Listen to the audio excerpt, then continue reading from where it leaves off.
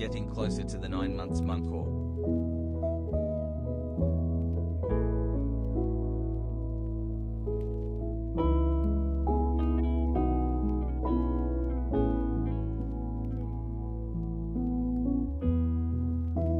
Let's go, it's Friday. Hassle.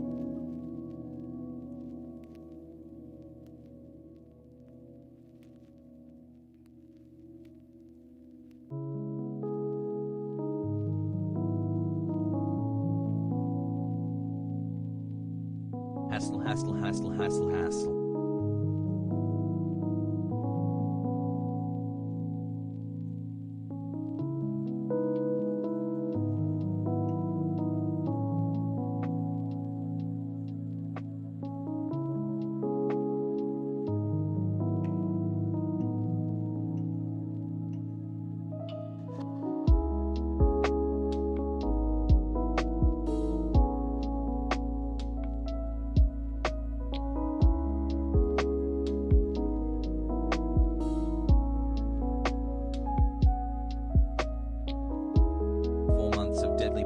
THX has drip.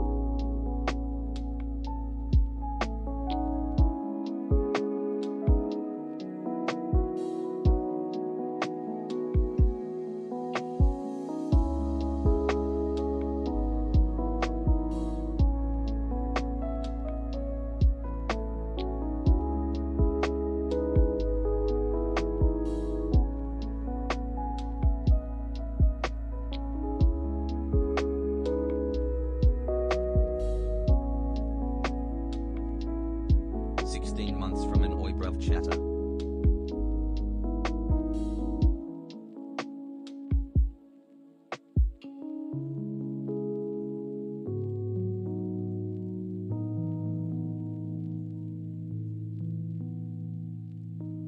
Let's go.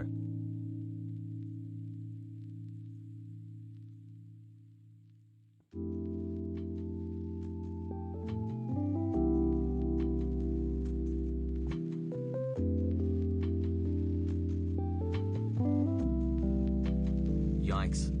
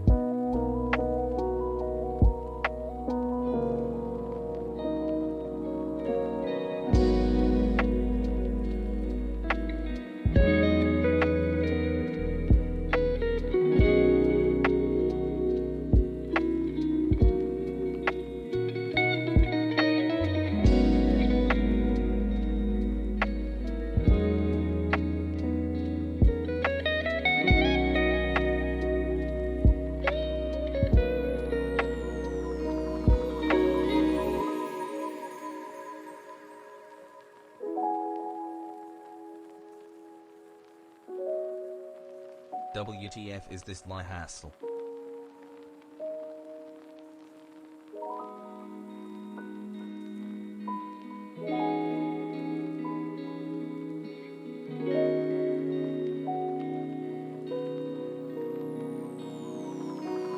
Send shambles.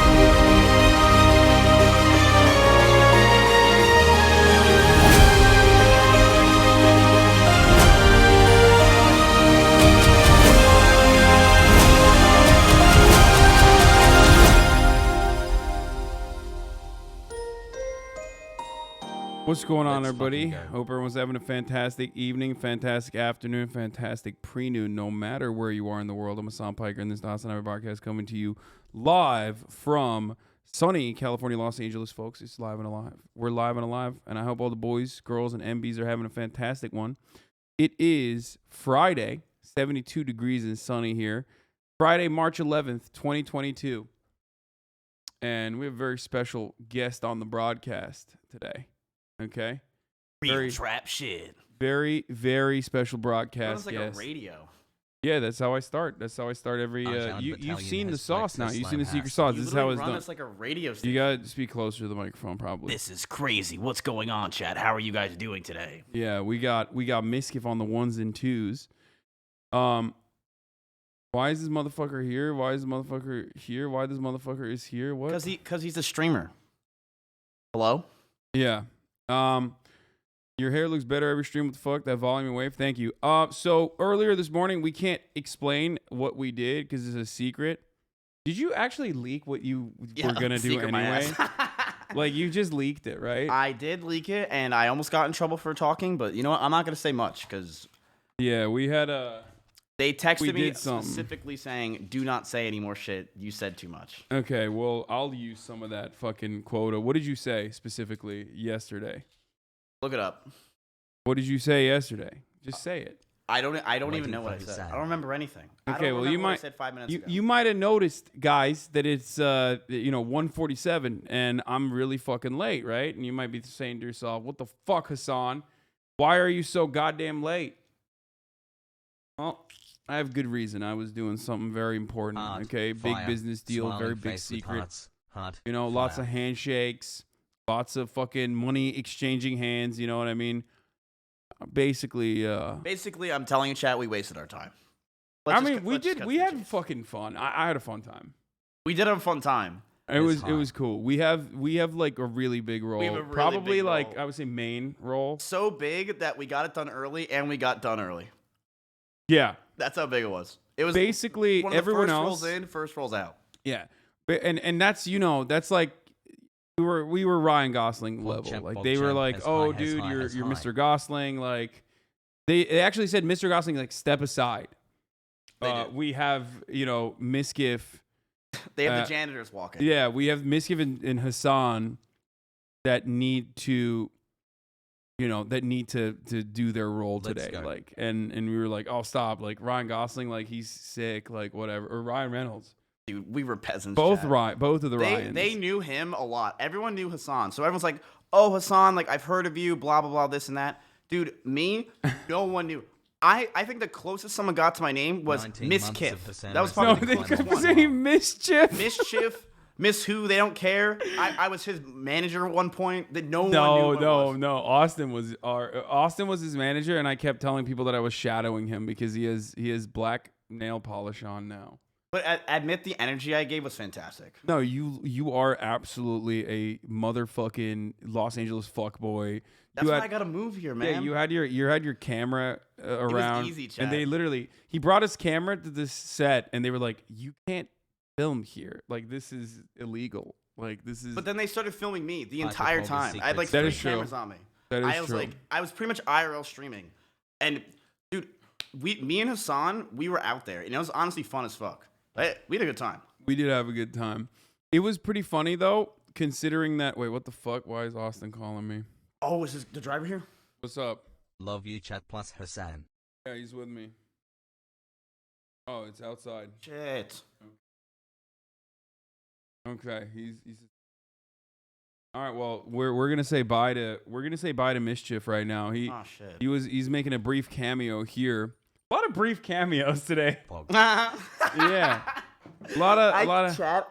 Listen, all I'm gonna say is I can't wait till you see it. It's hilarious. You were gonna laugh. I can't wait They're gonna laugh because I don't know how they're gonna edit us. Like we're going to laugh. But we're together in we are boys in this thing. And it's kind of funny because like there was a third person that was supposed to be also like at our level of like lack of influence, and that third person is like playing a very important role. Not at our role. And we were plebs. We were the bitches there. We were straight up like background extra. Like I'm not even kidding. I asked chat. I did ask. They will not edit us out. They said since you came out, we will put you in there. We just don't know how much. Yeah, no, I think we're just gonna be like a blip in the background. That's all I ever wanted. Yeah, that's pretty much. So odd how secretive they want y'all to be about this. I mean, it's just I don't know. We signed contracts. Very important stuff. Yeah, we like NDAs. Like they kill us like in real life if we violate it. So. Yeah, which is just normal for Hasan. So that's what my contracts look like. But chat, I know you're pogging already, but I literally have to go immediately. Shouts out to Michael Parenti. Are we gonna hang out tonight? Yeah. All right, we'll see you in 9 hours. All right. Play Elden Ring. All right, that was Mizkif. Mizkif Matt. He's out already, unfortunately for all of you. But hey, listen, like, we'll shout out his channel for those of you who don't know. But we're back. We're alone again. We're alone again, folks. Hi. That was an extremely rare Miz. What time to Friday Seeker stream? Wait.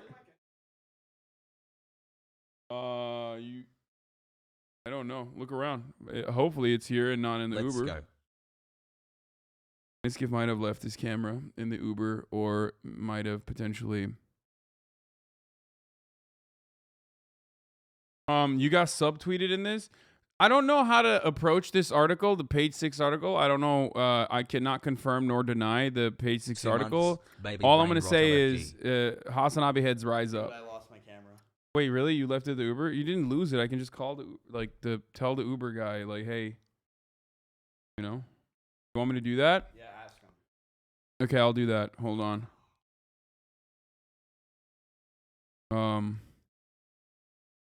Okay, well, all I'm going to say is, folks, wait 1 second. All I'm going to say is HasanAbi heads rise up, okay?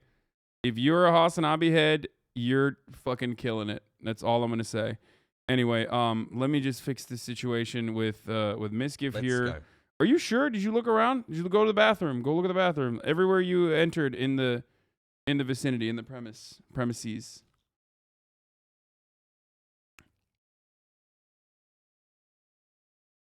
Look, this is page 6. I don't know how the fuck any of that shit works. Okay, I'm not confirming anything. I'm not denying anything. I don't know anything. But what I do know is, you know, anytime a HasanAbi head's in the fucking news, it's a good thing. Okay. I'm trying to. Do you know how to call like the fucking dude? Pog. This dude might have left his camera in the fucking car that we were in. So. The people when we were there. I mean, here, you want to sit down again? Go ahead. I don't want to wait. I don't want to make him wait. Okay, well, I don't know what to do here. I'm gonna try to. Yeah, messages. No. Why can't I find my older rides? Like, I don't understand. I had a camera for 1 day. 1 day I was lent it by OTK and I lost the camera. 1 day. Incredible stuff. Incredible stuff. Currently, I'm trying to, before we get to the news and stuff, I'm trying to literally do that. I'm trying to, bro, Dude, what? This is such an unpleasant look. I look like Shrek. What do you mean? You look great, dude. I look like a complete jackass. Oh, wait, hold on. I think I found it. Okay, find a 10 lost months, item. only 2 more until I start to turn on Hussein Hassel. What's your most used emote? Here, put your phone number here so that they can call you about the lost item.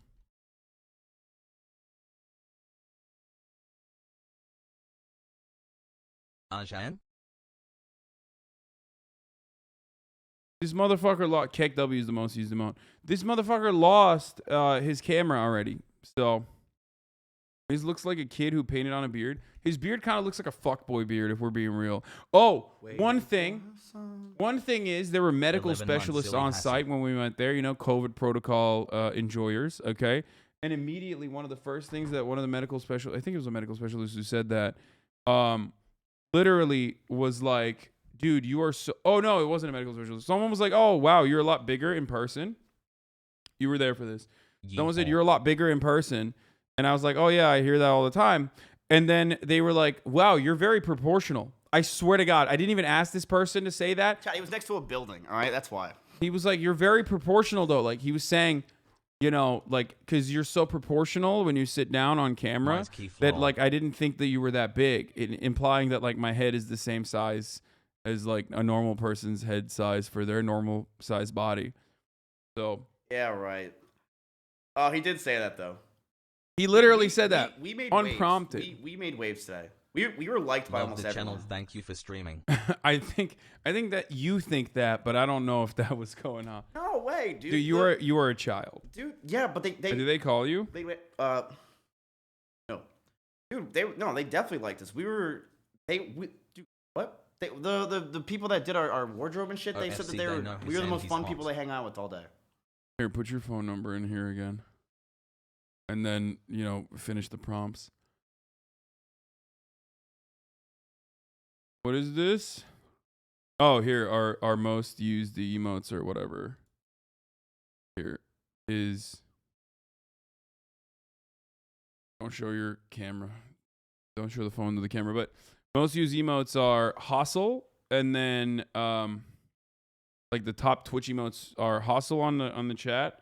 But then other than that, it is you know, I love top being less BTV than emotes is 3. clap and easy because I'm fucking killing it constantly. And then it's PogO.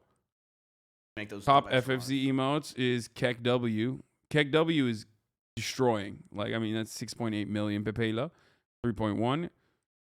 KEKW again. Pepela. That's how I say it. I don't know. Pepela. And then top commands are cock. Of course. Very political stuff. Yeah, of course. Obviously. Yeah. But holy shit, dude. KEKW fucking absolutely crushing. The only thing that touches KEKW is hustle.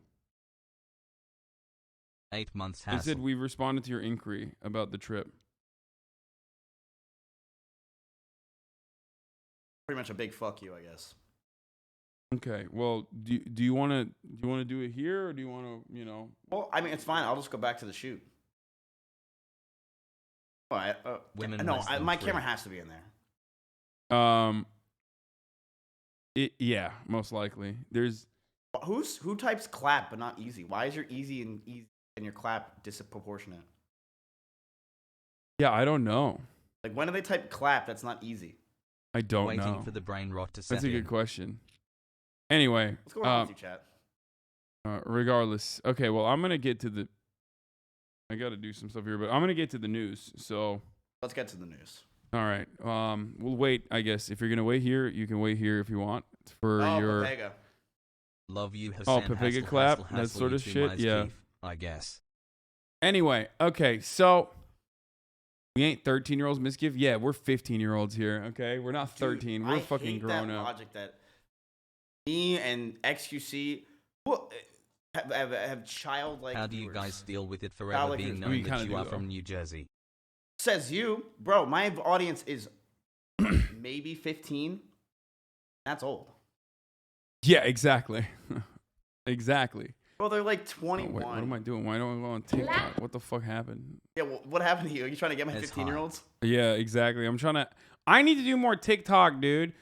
I need to do more TikTok. That's like actually You a sound like fucking. such an old man saying that. I know. Well, shut up, Why bitch. are You're you like doing 2 more years TikTok? younger than me. That's it. Old as fuck, homie. You're about to be 30 soon. Guess what? 29 this year. Yeah, exactly. Exactly. Walk out like an old man. Okay. No, I'm not getting anything on the app. You are gonna be the person in contact. Like, they will put you in contact with whatever the fuck's going on. So it's up to you. You can stay if you want, but I'm gonna cover the news. I'm blasting off. Do you think I'd be a good political person? No, but maybe. I am. All right, on the count of 3, let's say what we lean. Ready? 1, 2, 3. Hard right. Penturianists unite. We will restore the great Mongol Mizkif Empire and is drive the West here towards for to the a sea. second. Leaving here. I'm gonna use you to fucking. I'm gonna use the farm. Actually, it's probably not good. People are gonna be like, I'm not even gonna say that. People are gonna be like, oh, what the fuck? Mizkif's here. I don't want to watch this. He's not gonna talk about politics. I hate that narrative, man. Like, stop making Why, me. Mizkif? You make me feel like shit. Wait, what? No, I don't. Shut up. You're fucking You literally hilarious. before the stream, you're like, bro, you were killing it. Like, you're great. Now you're shit on me, man. No, Mizkif was hilarious. He is. I mean, I say this all the time. He just like can't stop himself from being himself everywhere, even off camera. Dude, it's just I like to make people smile. But he especially Doesn't work loves. sometimes. But he especially loves it when cameras are on. Oh, love it. Dude, he literally is like a You got like 3 a right now. This is great. you're like a fly to shit. Dude, you got the homie waiting outside, bro. No, dude, wait, is that my camera? Oh, it's not. We Hey, paid him. chat and Arjan. Okay. His This job is to literally probably just corny, wait for us but to do we whatever. decided All to right. donate the money we saved up to the Ukrainian people through care.org. Instead of promoting our music video. It's called Bussy by Thought Squad. I think you'll like it. Love you, chat. Slava Ukraini. Nice. Okay, cool. Thanks. That was corny. What the fuck? It's super obvious that you want him to leave. No, I don't want him to leave, dude. I don't care if he stays or not. Okay, you know what? Mizkif's here, leaving soon. Covering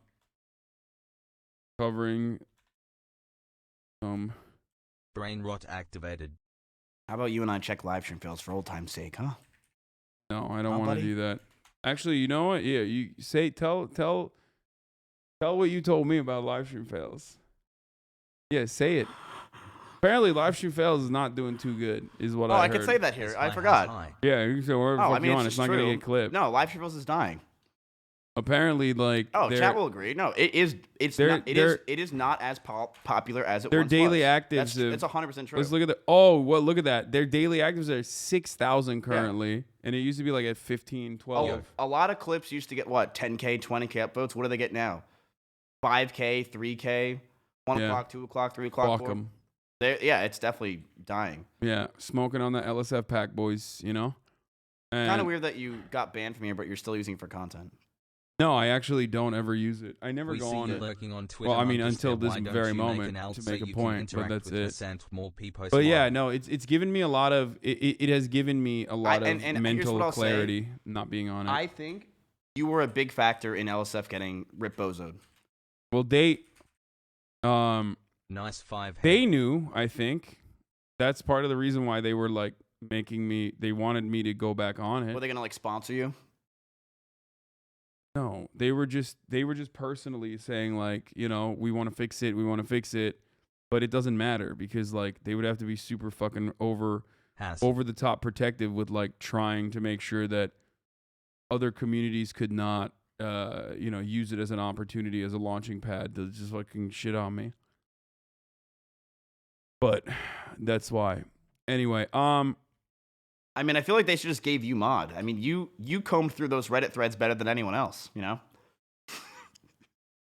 It just wasn't good for my mental space. Oh, I get that. Neither is politics. If that's the case, you just play Elden Ring. Well, okay, first of all... Why am I farming jokes? I literally can't get on live stream bills. I'm out of here. I gotta go. Yeah, oh yeah, that's true. That's the best part. You can't even do that. It's awesome. All right, bye, chat. I gotta go. Oh, this is a beautiful watercolor, by the way, from an OK Buddy poster by Mizkif, which I will be using the blast off with. Okay. Okay, I deleted the real Mizkif is here.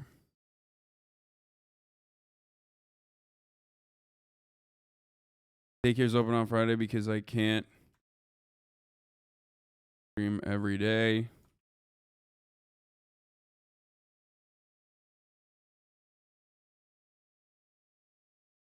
Okay, there it is. Any thread you're mentioned in still turns into a war zone? Really? I mean, at that point, it was like, fuck them, you know? They just, what are they going to do? If they're that desperate to circle jerk on hatred, then, you know, they'll do that. The real subreddit that I haven't touched, that I should be touching, is OK Buddy Hasan, which Thank you know for your we'll look at the past today. Year, Hasan. Look at that today, okay? We'll take a look at it today. Not right now though. Right now we're just gonna do the news, and also we're blasting off, boys. Blasting off. Let the people know we're blasting off. Let your friends know. Let your family know. I know that like I wasn't supposed to be live right now, but I am live, so I'm live and alive. So what that means, of course, is that I'm live and alive, even though I wasn't going to.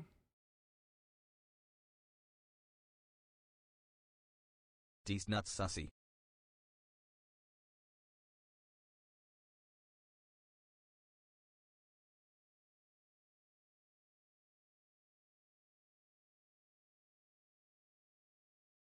We selected useless bisexual and nice bathroom as new mods. So can you grant them? Can you grant them their swords? Yes, I will do that. There you go. Ladies and gentlemen, we have 2 new moderators joining the moderation team. Useless bisexual and nice bathroom. You have now been anointed as moderators.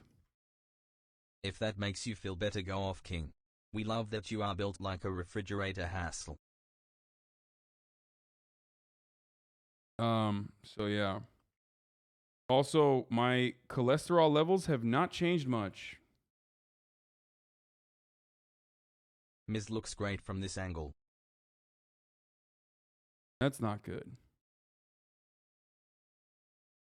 Anyway, here you go.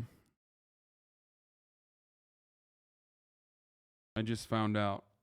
That's not good. Hassle.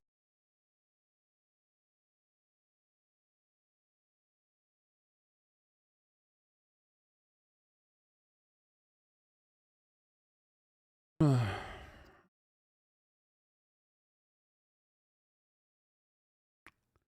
14 months hassle. your glasses back on. Your eyes look naked.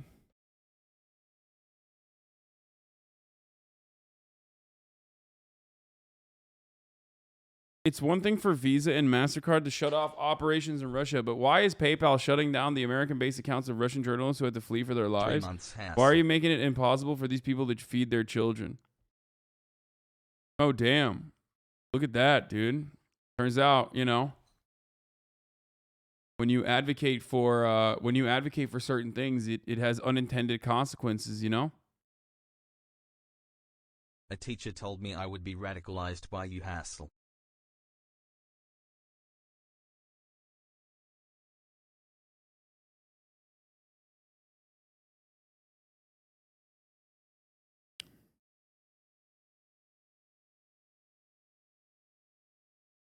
Smile. I saw the Freedom Convoy today. Fan Twitter response to the news.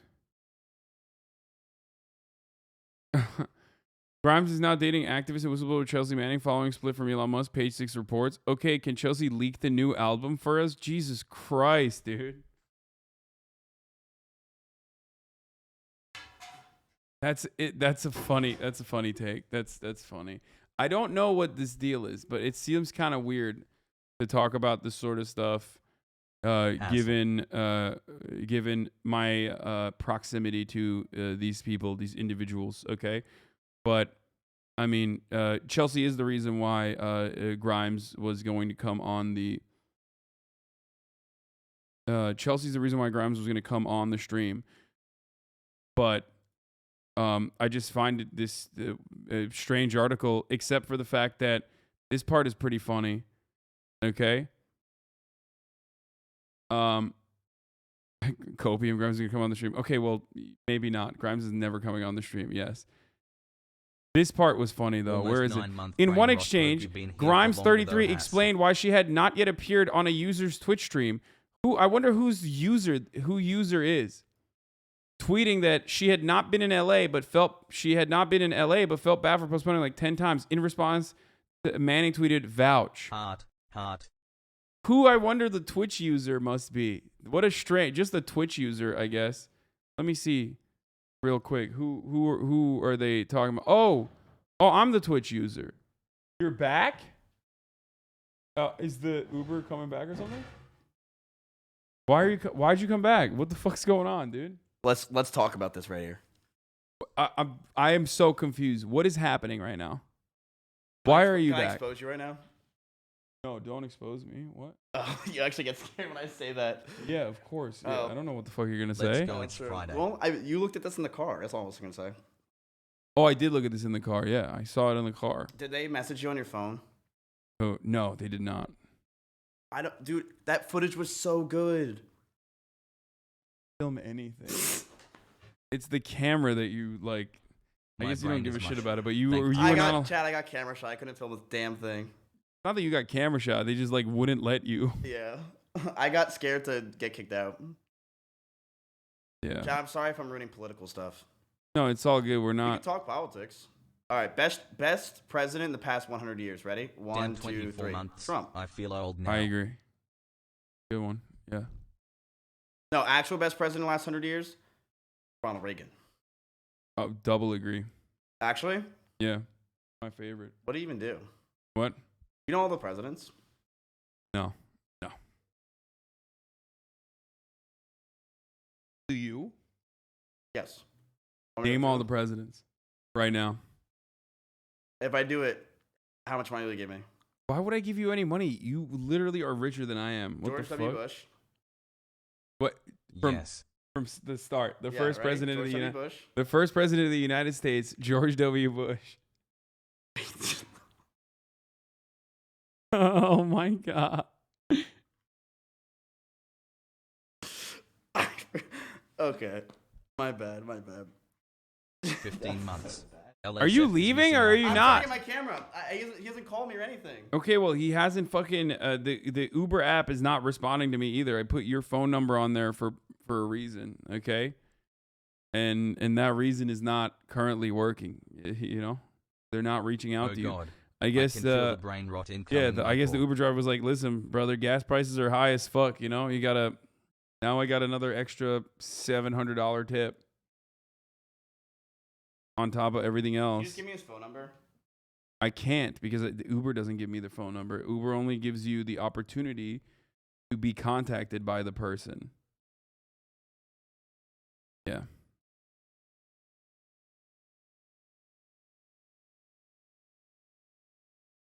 Dad, if any of your fathers got a free camera today, can you let me know? Shared the phone number. We're sorry to hear you've lost your item. We've shared your phone number you provided with the driver. If you don't hear from them within 24 hours, please let us know. While Uber's not responsible for items left in a vehicle after a trip ends, we understand this can be frustrating and hope you get your item back soon. Wait a minute. So he could just lie and say that I didn't have an item in there? Yes, 100% he can do that. Dad, if your father comes home with a brand new camera by any chance, please let me know. Okay. Well, that sucks. If you get any calls on like a number you don't have 8 saved, months just let me going know. strong, Has. Yeah, I will. That doesn't happen. Yeah, no, ever. Yeah. Let me know, please. All right. All right, bye, chat. I'll be back in like 5 minutes. All right. Yeah, Mizkif is not gone. He's just okay, dude. He says he's gone, but he probably isn't. Let's be real. Sorry, stealing Turkey's cameras is way how my better dad than pays Pepsi, the no bills. cap. I respect that. You know, you got to do what you got to do.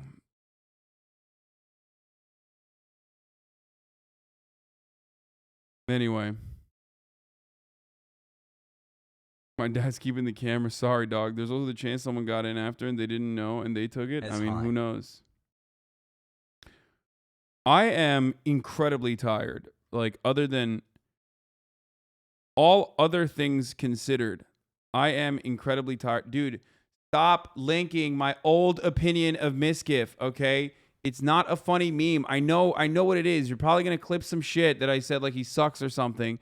And you're just like, you just want to keep reposting it over and over again. Take a week off, Batmmanuel, okay? Take a fucking week off. Okay? Jesus Christ. Anyway, it's like my 22-month subscribers are literally like fucking drama frogs, dude. You can't even clip it on LSF. Why are you doing this?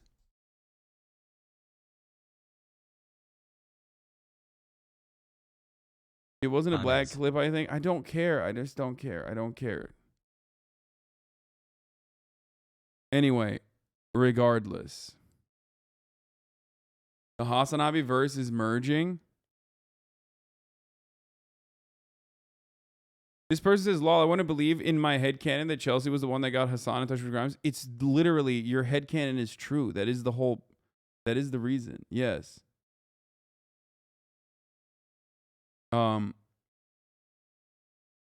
Anyway, okay. 2 months, Pog. Okay.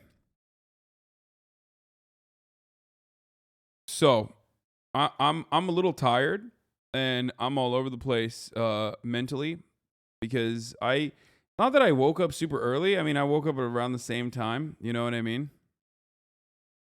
I woke up at 6. That chatter linked doesn't make you look bad, by the way. It was wholesome. Okay, well, I'm sorry that I fucking banned him then, but Jesus Christ, dude, you're being annoying. If I'm not clicking on something, it's just like on purpose. 4 months, Pog. Here, did I unban him? Okay, I did. I unbanned him. Okay, he's no longer timed out on the channel. Anyway, so even though Batmmanuel deserves to be banned every now and then.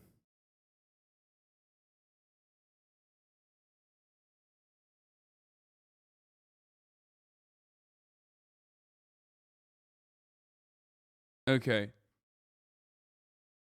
This is what I mean. This is what I mean. This he did this. What This is about why I the banned him. /Hasan_Piker subreddit? No, I miss LSF so fucking much. Please go back, bro. No, I miss LSF so fucking much. Please go back, bro. I miss it. And then constantly clipping, constantly posting this. Should I unban him? Should I ban him again? Should I reban him? But this time permanently? What am I supposed to do contextually when I see that shit?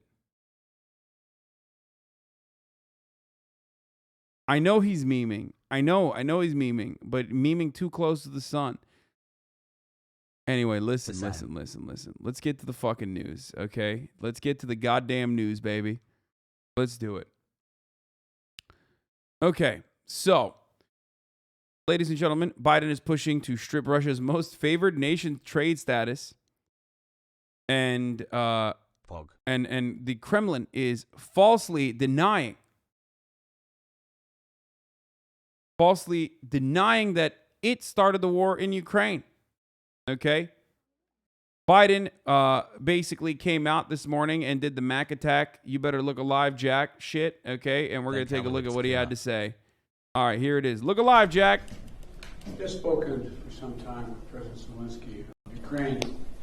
I told him, as I have each and every time we've spoken, the United States stands with the people of Ukraine, and they bravely fight to defend their country, and they are doing that. And as Putin continues his merciless assault, the United States and our allies and partners continue to work in lockstep to ramp up the economic pressures on Putin and to further isolate Russia on the global stage. Later today, together with other NATO allies and the G7, Canada, France, Germany, Italy, Japan, the United Kingdom, as well as the European Union, we're going to jointly announce several new steps to squeeze Putin and hold him even more accountable for his aggression against Ukraine. And I want to speak to a few of those points today. First, bro, why is he talking? Like, what the fuck is going on right now? Like, they can't figure out the audio over at the White House. Like, what is your job at the White House? It's like, is the webcam mic on? How are you not able to figure this shit out, dude? 16 months. Why are we still here? Just to suffer? It's like the audio is coming in from the wrong fucking outlet. Like when you're doing a Zoom call or some shit, okay? And it's the webcam mic, and it's just blown the fuck out, dude. Homie's talking into a blue Yeti. You gotta be the original in the other room. HasanAbi.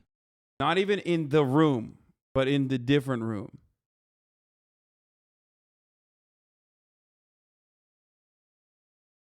Chatter's calling Biden leftist. I mean, with that kind of audio, he might as well be, motherfucker. This is some leftist ass. Pew, pew, pew. You do this for a living? You can't even get the camera to look good? Dude, the camera looks awesome. You're wrong. You just wanted to say that because you thought I would read it, because I am perpetually unable to I'm criminally unable to stop responding to like the mathematically dumbest take in the chat over and over again as I derail the stream mercilessly at the whims of narcissistic shitters. Quick, did the Too Many Freckles soul gaze shot? Anyway. Wild stuff here, though. Straight up. Is there a better video with better audio? I don't even know. What the fuck? Happy Women's History Month? Stolen black breast milk built this nation? I, for one, enjoy the new mic audio. Everyone else who complains are babies. What? You said don't scroll down? Wait, let's scroll down. Let's see what the fuck. There isn't anything bad on it.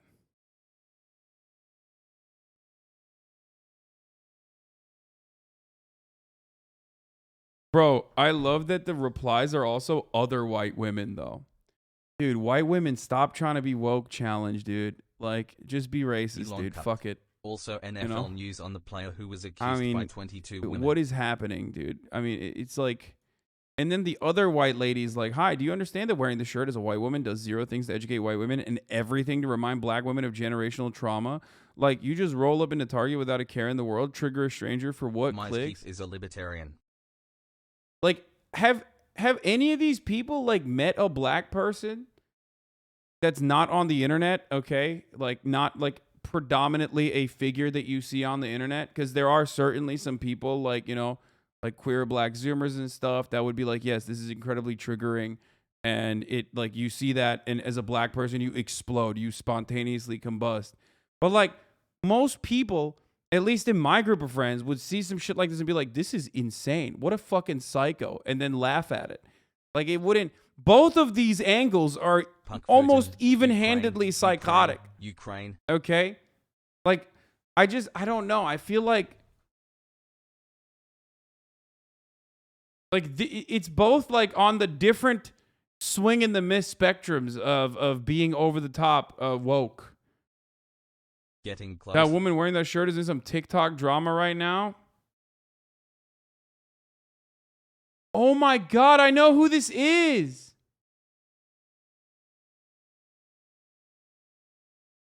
Why do you always attack Zoomers, dude? Lol. I literally know who this is. I can't speak about it, but I know who this is now. I know who it is. You lied about not streaming today. Yeah, I did not. It's virtual signaling king. Normally white women will always do it. I mean, it is. It's performative. It's super performative. Just be normal. Just be normal. Just be normal. I now know, and no, I can't speak on it, but yeah, I now know who this is. And also, be normal. Obviously, the reason why I'm live is because of you. So, you know. XQCL. I checked the Twitter just now because I knew you'd stream Parasocial Sag.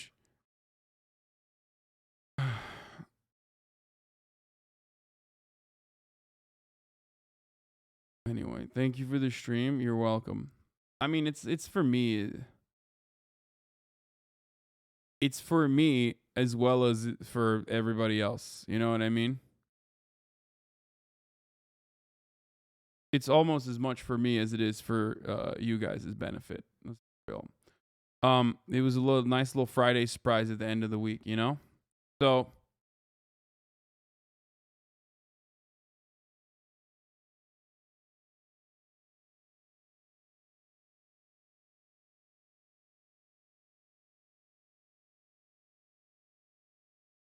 okay, it's okay. As long as we miss you too. All right, anyway, I'm done. Can we not do the fucking Grimes news any further, you know?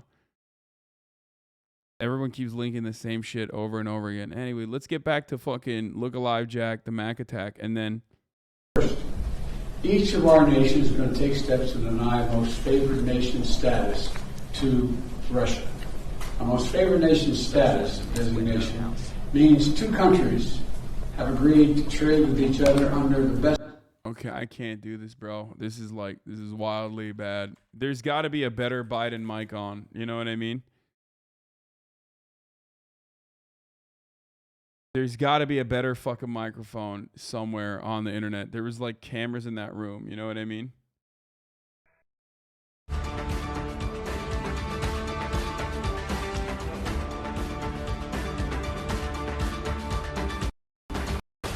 A war that threatens the very foundations, which he's doing, the very foundations of international peace and stability, and then ask for financial help from the international community. The G7 is also stepping up pressure on corrupt Russian billionaires. We're adding new names to the list of oligarchs. Bro, how the fuck did CBS figure it out, but CNBC had this shit going on? That's crazy to me. And their families that we're targeting. And we're increasing coordination among the G7 countries to target and capture their ill-begotten gains. They support Putin. They steal from the Russian people. And they seek to hide their money in our countries. They're part of that kleptocracy that exists in Moscow.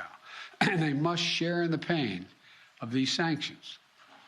And while we're going after these, their super yachts and their vacation homes and worth hundreds of millions of dollars, we're also going to make it harder for them to buy high-end products manufactured in our country.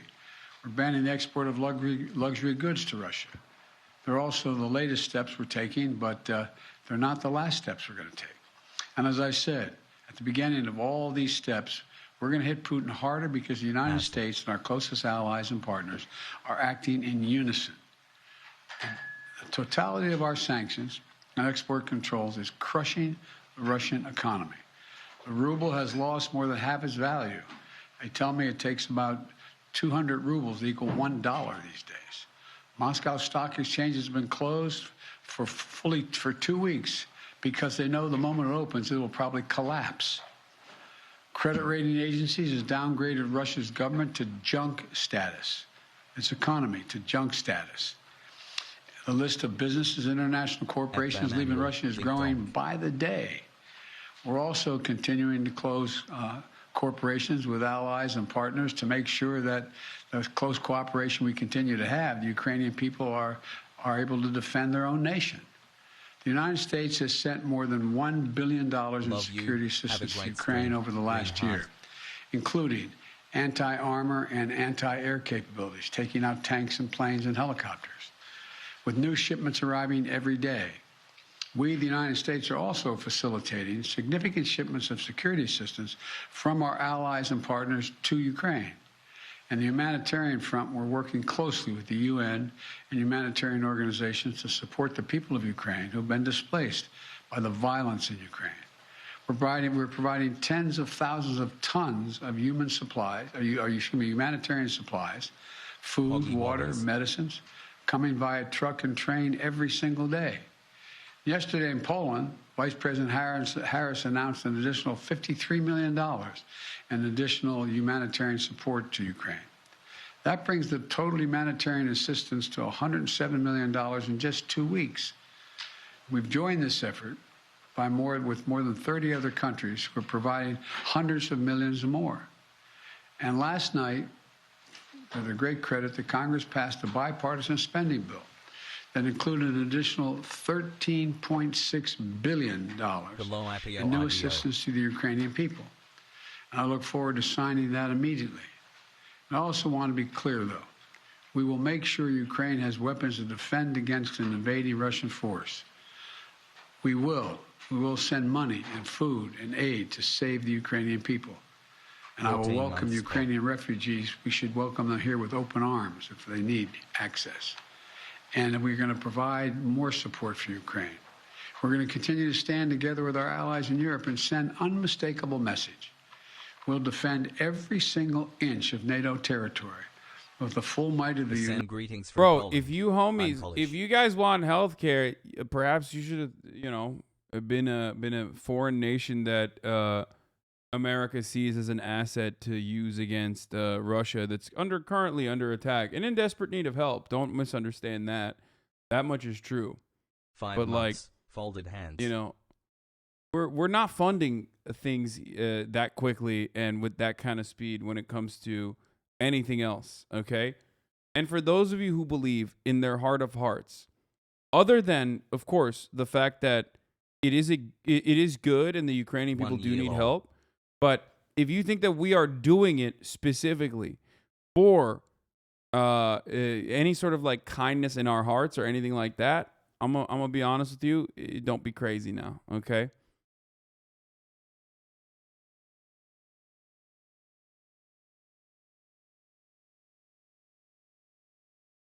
United and galvanize NATO. We will not fight the war against Russia in Ukraine. Direct confrontation between NATO and Russia is World War III, something we must strive to prevent. But we already know Putin's war against Ukraine will never be a victory. He hoped to dominate Ukraine without a fight. He failed. We just passed 15 billion to Ukraine itself. Internet and caring both can be true. Dude, come on, dude. Come on, America. Secret brain rot is my dude, favorite. It's like, that's as laughable as thinking that, like, Target gives a shit about gay people, okay? Because they do a fucking rainbow flag during Pride Month. That's like laughable. It is a laughable notion. You always have to ask yourself. The American government is not notoriously this open about, funding anything. Okay? Any caring is incidental. It's self-interest love. Yeah, 100%. 100%. Now, ultimately, the end result is still good because the Ukrainians do need help. Okay? So, straight up, you know, that's very real. But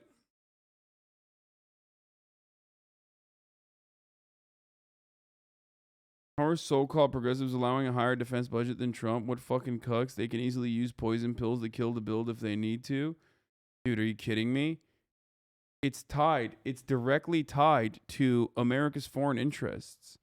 When that's the case, my brother in Christ, it's not going to, you're not going to be able to stand in opposition to that in any meaningful capacity. They will literally turn around and say, you are an agent, you are an asset, you are a Putin, you're pro-Putin. You want Ukrainians to die. You don't care about Ukrainians. Like, there's no way to not poison pill that, even though the irony there is the poison pill is within that bill on the defense side. Like $10 billion with the majority of assets in the form of weapons. You know, not going to happen. Helped to fracture European resolve. He failed. He helped to weaken the transatlantic alliance. He failed. He helped to split apart American democracies in terms of our positions. He failed. The American people are united. The world is united. And we stand with the people of Ukraine. We will not let autocrats and would-be emperors dictate the direction of the world. Democracies are rising to meet this moment, rallying the world to the side of peace and the side of security. We're showing our strength, and we will not falter. God bless all of you. God bless Ukraine, and God bless our troops. Your White House has said that Russia may use chemical weapons or create. And now the convo is about like Russia using chemical weapons potentially, which is like wild. Like the fact that we moved there so fucking quickly. Holy shit, dude.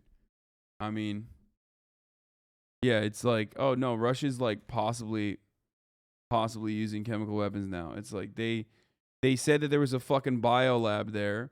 The World Health Organization is demanding that Ukraine destroy all the samples that it has. So now they're like, oh, there was a biolab there, but Russia's probably going to use chemical weapons now. And please don't jinx it. Putin's going to do it to spite you. Yeah. I don't know anything. I'm not saying it's going to happen. It's not going to happen. Okay.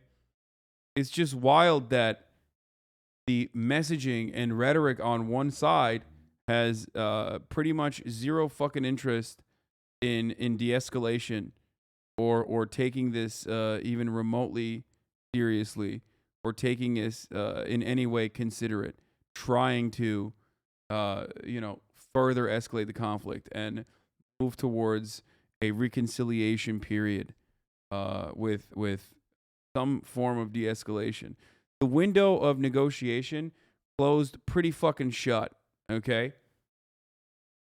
It was wide open before Vladimir Putin decided to invade Ukraine, but now that he has, that window is tiny, okay? That fucking door was shut, and now you're trying to creak open it. You know, you're just like a little baby peek in there, potentially. And given the reality that we are not interested in doing World War III, which is nuclear holocaust, which is, NATO conventional warfare against Russian conventional warfare, then all we're doing is just prolonging this every moment that we are not trying to de-escalate and say, hold on now, calm the fuck down. Let's have a conversation here. And that's where we're at. Sucks. Wars always end with diplomacy. Wars either end with diplomacy or genocide. But even in the aftermath of genocide, there is still, legislation and diplomacy. Okay? There's not a single war that has ever ended with not diplomacy. It might be unfavorable. It might be, it might be unfavorable. It might be shitty for one side. It might be unfair. But ultimately, that's how it works. World War II ended in total surrender. I mean, there's still negotiations that take place, even in the in the aftermath of World War II. Like, I'm not even saying that's a good thing, by the way.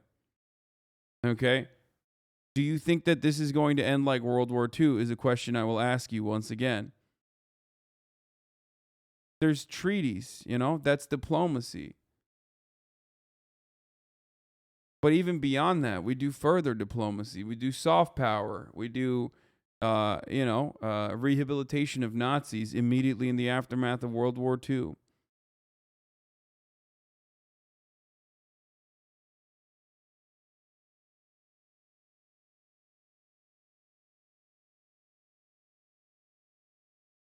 Anyway, so I'm sure Putin will surrender his 5,600 news. No, of course not. But that's like, that's not a real conversation. That's precisely what I'm saying.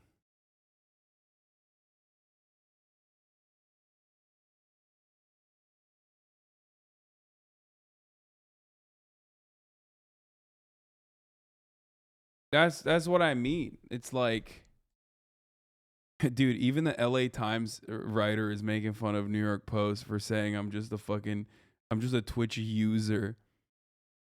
Pretty funny. Look at this. Sorry, this is a random thing, but did the New York Post reduce Hasan to a Twitch user in a story about Grimes and Chelsea Manning? How dare they? How very dare they? Fucked up. Wait, did Chelsea just go offline? What happened? Why was she not added? Oh no, it's the wrong. She put the wrong at there. Twitch user HasanAbi. Anyway, NATO failed hard this morning. A drone fell in Croatia and it flew over 3 NATO countries. Wait, what?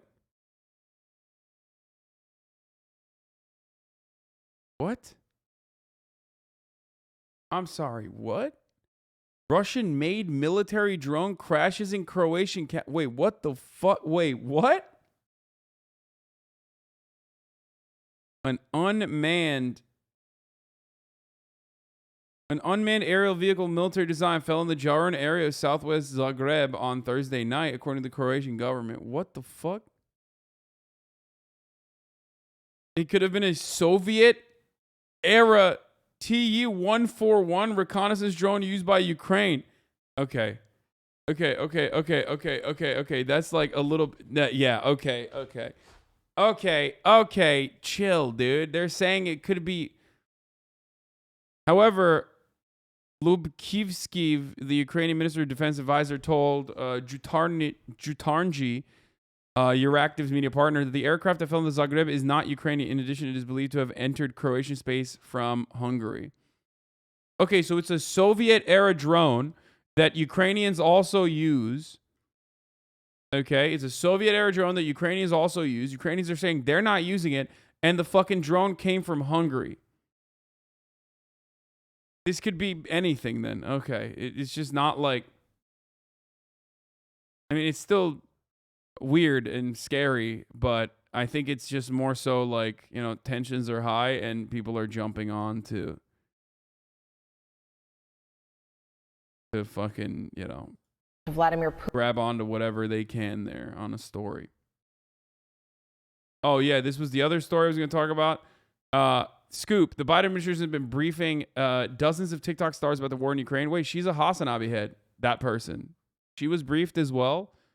Damn, they're out here briefing HasanAbi heads, but not HasanAbi. I see how it is, dude. I obtained audio of yesterday's big briefing, which shines a light on how the administration is promoting their messaging with content creators. What the fuck? Okay, well, I'm acting surprised, but I knew Taylor was working on the story last night. So, but it's an interesting story overall, but not surprising. Once again, I will be left thinking we should just have banned TikTok. On Thursday afternoon, 30 top TikTok stars gathered on a Zoom call to receive key information about the war unfolding in Ukraine. National security staffers and White House Press Secretary Jen Psaki briefed the influencers about the United States' strategic goals in the region and answer questions on distributing aid to Ukrainians, working with NATO, and how the United States would react to a Russian use of nuclear weapons.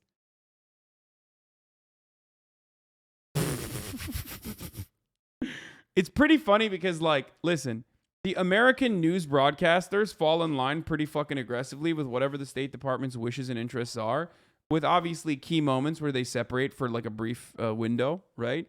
But the internet is not like that.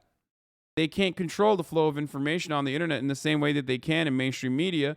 So they're trying to do their best, but it's always a swing and a miss because there are hundreds of thousands of TikTok influencers, some of which, even if you're not an influencer, you can still pop off on TikTok with a fucking take that's fire. You know what I mean? Like, so there's no way to control that flow of information. You can try as best as you can by like having 30 TikTokers that you talk to and be like, listen, Sweaty, like, you know, listen, Sweaty, I'm telling you right now, like, you need to focus on this. You need to remember, like, NATO is great, whatever, blah, blah, blah. But ultimately, you can't control the flow of information. Some fucking dude is going to always do some shit like this. Realize that these gays have no idea what's going on. So I'm like, how can I explain this to them in a way that they'll understand? So here it is. Ukraine is a submissive bottom. Russia is a dom top.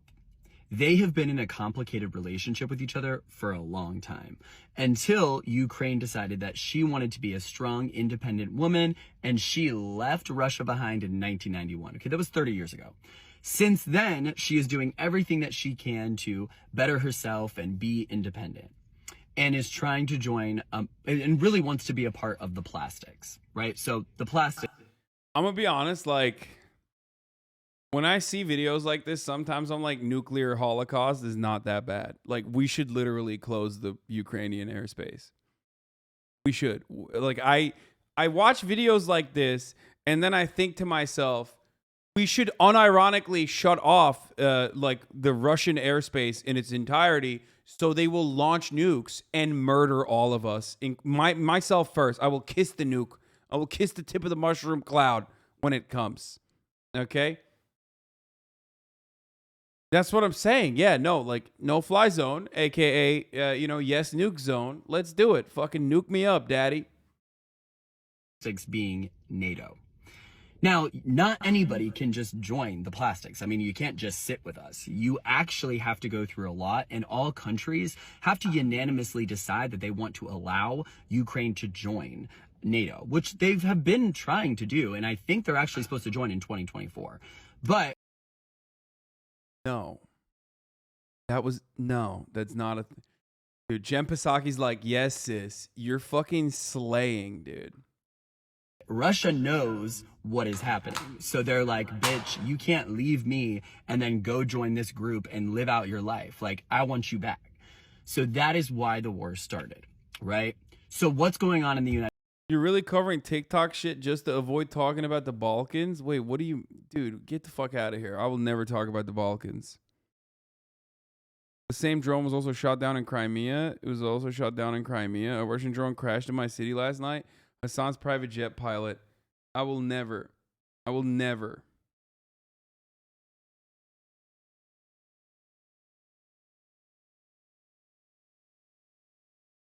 talk about the Balkans. Okay, you stop it. You can't make me. I mean, you can try, but... United States, and why is our gas prices so high?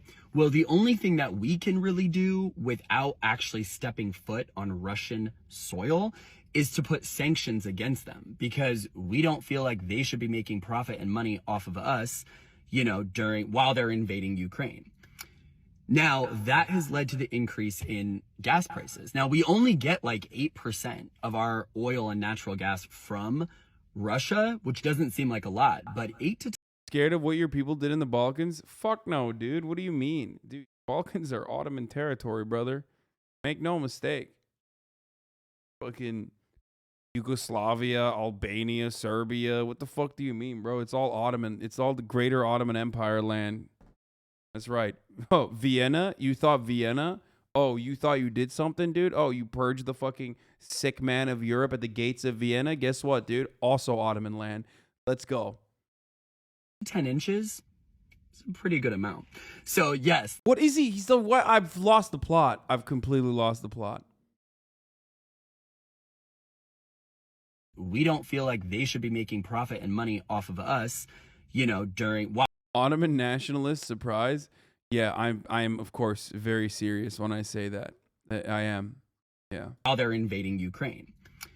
Now, that has led to the increase in gas prices. Now, we only get like 8% of our oil and natural gas from Russia, which doesn't seem like a lot, but 8 to 10 inches is a pretty good amount. So yes, that is going to lead to the increase in gas prices by about 50%, 50 cents per gallon. You know, but I'm okay with that. Like, I'm over here chilling. I'm like, I'll pay a little bit more for gas. I'll pay a little bit more for my unlimited mimosas than have rockets blasting through our apartments and people dying in the middle of a world war. I mean, it's like, look, the energy is like they want to be nice. Like I think their heart's in the right place. I always feel like their heart's in the right place in this situation. I can't believe I'm saying this, but like the execution is a little flawed. Okay, let's think about that for a minute. Now, we're doing everything that we can to help them, but this complicated relationship is really between Russia and Ukraine. Like, other countries have sent military support and over into Ukraine. Like, a lot of these people, you know, they come across like fucking clout goblins and shit. Yeah, sure. Dude, I'm Albanian and I look like the mini version of you. Yeah, I mean, not surprising. Do people actually watch guys like this to get their info on what's going on in the world? I mean, come on. He has a Triforce in the background. Oh, he's talking about me.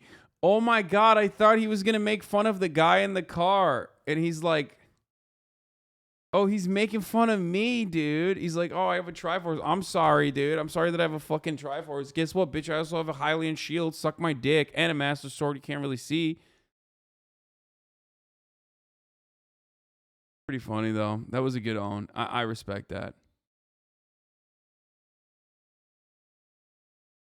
Anyway, but yeah, that's what's going on. TikTok, as the crisis in Ukraine has escalated, millions have turned to TikTok for information on what's happening there in real time. TikTok videos offered first glimpses of Russian invasion, and since the platform has been a primary outlet for spreading news to the masses abroad, Ukrainian citizens hiding at bomb shelters or fleeing their homes have shared their stories of the platform, while dangerous misinformation and Russian propaganda has also spread. The White House has been closely watching TikTok's rise as a dominant news source, leading to its decision to approach a select group of the platform's most influential names. They worked with Gen Z for Change, a nonprofit advocacy group, to help identify top content creators on the platform to orchestrate a briefing aimed at answering questions about the conflict and United States' role in it. Victoria Hammett, Deputy Executive Director of Gen Z for Change, contacted dozens with invitations via email and gathered potential questions for Biden administration. They were distributed. Khalil Green, 21, a creator with 534,000 followers on TikTok, said he wasn't surprised when an invitation arrived in his email inbox. People in my generation get all of our information from TikTok. The briefing was led by Matt Miller, a special advisor for communications of the White House National Security Council, and Jen Psaki, dropping a fucking Psaki bomb.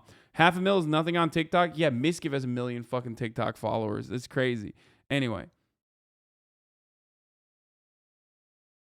Jules Turpak, a Gen Z content creator who makes TikTok essays about, digital culture.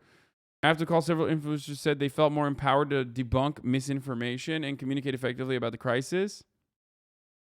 Biden has increasingly sought online creators to sell major policy initiatives. Yeah, they've been gangbusters too. They famously the Biden initiatives have been fucking blowing up. You know what I mean? They've just been.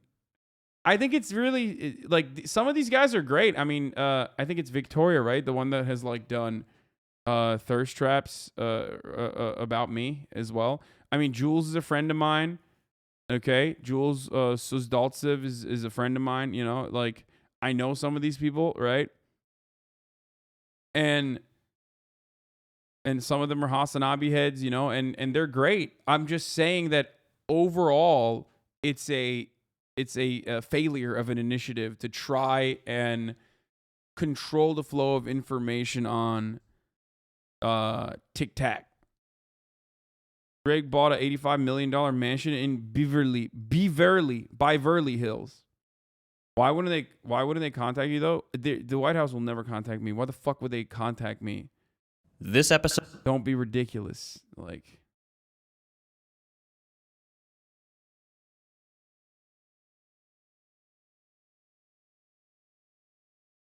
son, if someone blackmailed you with a pic of your, what? Are you paying or do you not negotiate with terrorists?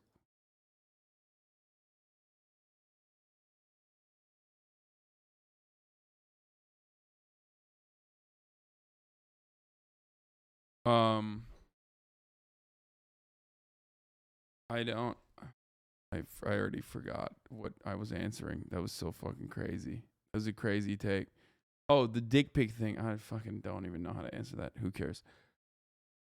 Okay, well, anyway, well-intentioned from the White House, but don't think that it's going to be effective in combating misinformation. Russia's invasion of Ukraine has obviously sent shockwaves right across this region and, of course, neighboring Some Russians are running into Finland. Let's take a look at what's countries, going on including there. Finland. And I'll be back in 1 second. Finland Hold itself was invaded by the Soviet Union during the Second World War. And now, for the first time in the country's history, public opinion has shifted towards the country favouring joining NATO. And that's despite President Putin's threat of military and political consequences. Well, our World Affairs editor John Simpson reports from the Finnish-Polish border. A Finnish border patrol sets out along the line of the frontier. Times are changing here. Russia's attack on Ukraine has been a profound shock to people in Finland, and a majority of Finns now want to give up their old neutrality and join the Western alliance. A solitary red post marks the point where Russian territory begins. And so, as a direct consequence of the invasion of Ukraine and of Russia's heavy-handed warning to Finland not even to think about joining NATO, this could one day be the border between NATO and Russia. It's the precise opposite of what Russia wanted. At the border crossing point, a steady line of Russians are coming into Finland. There are rumours that President Putin will soon introduce martial law, and plenty of people who don't agree with the invasion of Ukraine are getting out in case of trouble from the authorities. This student's one of them. We tried to do something with our government, but it's nothing. So while Vladimir Putin is in power, there's nothing much can be done. For Russians, coming to Finland is an escape from the dangers of life there. But for people on this side of the border, there's real fear that the tensions within Russia could boil over and engulf Finland itself. John Simpson, BBC News, Valima on the Finnish border with Russia. Brothers and sisters, as much as I fucking despise NATO and think NATO expansion is bullshit, let's be real, brother. Can't be fucking invading Ukraine like the way that you just did and then expect other European countries to not fucking follow, especially if they've historically had territorial disputes. Okay? This is a gift. This is an absolute fucking gift that Vladimir Putin gave Washington, D.C. and everyone that has a boner for fucking expanding NATO. Just the fucking truth, okay? Not a fan of NATO, but let's be fucking real. This is more the fault of Vladimir Putin than it is the fault of fucking Washington, D.C. Okay? Just true. And I said this immediately. The moment that he fucking put boots inside of Ukraine, I was like, all right, that's it. It's a wrap. All of the strategic interests that he may or may not have had will vanquish. It's done. Like you can't be doing that, you know? Unless you're like, what are you, riding or dying for NATO? What the fuck is this?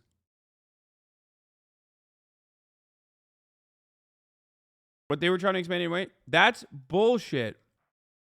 That is fucking bullshit. Finland was perfectly fine and not even remotely considering NATO membership. Okay? That is complete bullshit. They were not trying to fucking join NATO at all until these actions. So get the fuck out of here. It's 1,000,000%. Wait, where did the Vice News thing go? I thought I clicked on it. And it's 1,000,000% the fault of fucking Vladimir Putin. Straight up. Tonight. What would be your message to President Vladimir Putin right now? Right now? Right now, stop the war, begin to speak. That's it. Never got a blast off tweet or Twitch noto, those motherfuckers. How was the MV feature? What group was it for? I will not tell you what the music video feature was for. Is a big secret, okay? You're going to have to figure it out on your own. And what if he doesn't? We speak to Ukrainian President Volodymyr Zelensky as Russia's invasion takes out a maternity ward and children's hospital, and the humanitarian crisis in Ukraine. Right now, we're seeing hundreds of families streaming out from Irpin, just a little up the road here. You know, over the past 12 days, this is a town that's been consistently bombed. We're hearing that these people wanted to get out, but they just couldn't. Then millions have fled.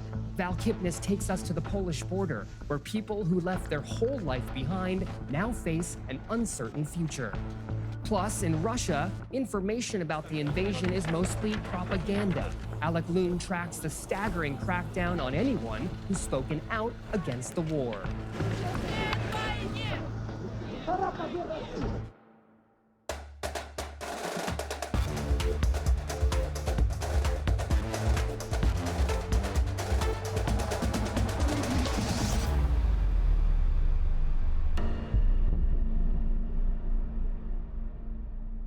This is Vice News Tonight. I'm Krishna Andavolu.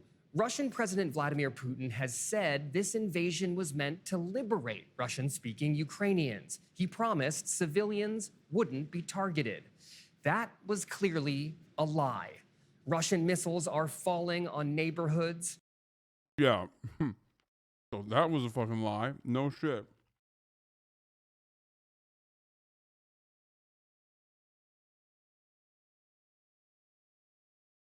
That's what happens.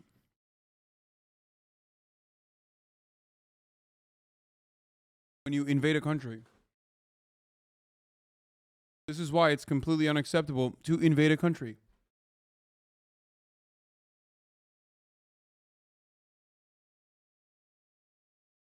And also, it's like this, dude. Look. When you come to the HasanAbi broadcast, at the top of the hour, there's a 6-second ad. You know, this is a contractual obligation brought about by Twitch.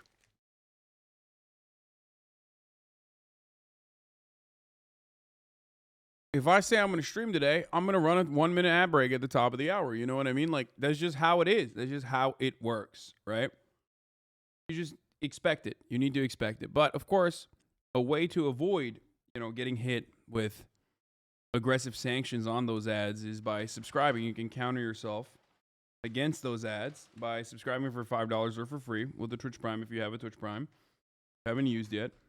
On your favorite streamer. You can avoid those ads. You can have an ad-free broadcasting experience. And you can continue, Here's the 1-minute ad break now. Apartment complexes are being shelled, and at least one maternity ward was destroyed by a direct attack. Russian mortars hit a road where families loaded with suitcases and pet carriers were trying to escape immediately. Sophia Joy and Lindsay Snowhand, thank you for the 5 get the subs. Actual clueless cops.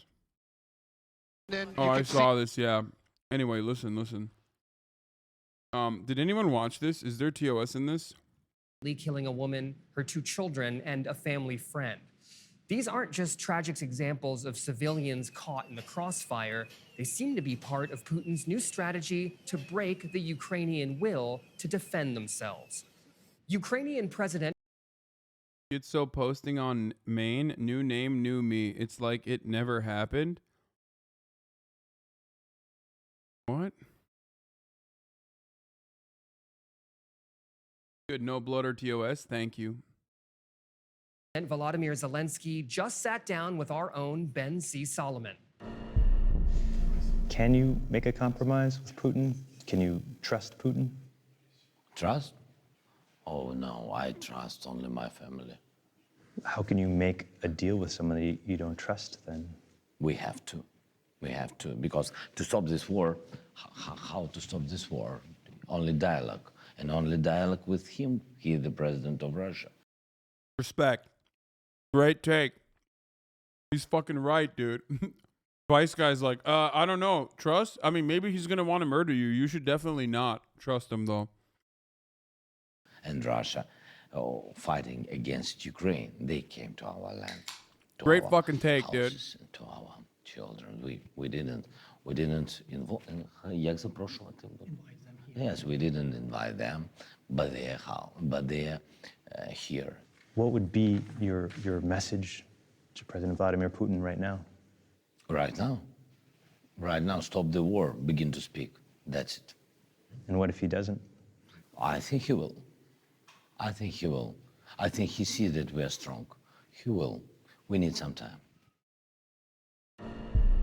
It's a great interview, and we'll have a longer version tomorrow, but I spoke to Ben earlier about what he was seeing in Kyiv. That's a really good take.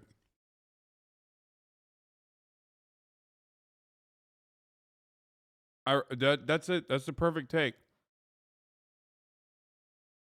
Straight up. I mean, that's people looking at that and still shitting on that. That's crazy. He's not saying like, oh, we need to keep continuing the war. Oh yeah, we're gonna destroy Putin's forces. We're gonna march on to fucking Moscow next. Like, he's not doing psychotic bullshit. That's actually true. Like, that is the correct take. Is negotiations must start now. That's what I've been saying as well. That's what you do when you fucking care about your people. And he's right. I mean, it took him a while to get to that point, unfortunately. Possibly because, what do you call it? Possibly because it's just, America kept saying like, oh no, we got you, we got your back.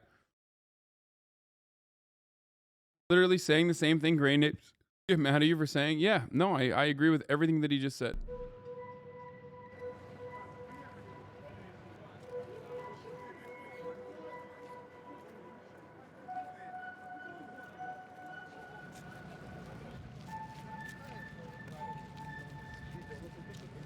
So right now we're seeing hundreds of families streaming out from Irpin, just a little up the road here.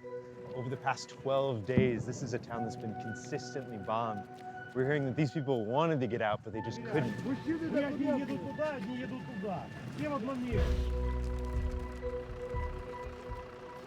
І там вже, після вчора вже немає води. Електроенергія – це 4-й день, і її немає. По всьому Ірпітні немає. Just wait. Worse is yet to come. You haven't seen nothing yet. When Zelensky actively wants to stop the fighting and is willing to sit down and negotiate,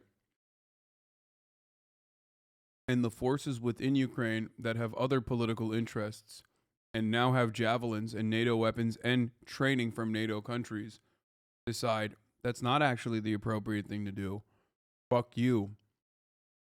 That's when shit really fucking takes the next level. You will see perspective shift dramatically. And I'm saying if that happens, if Zelensky does actually try to negotiate peace,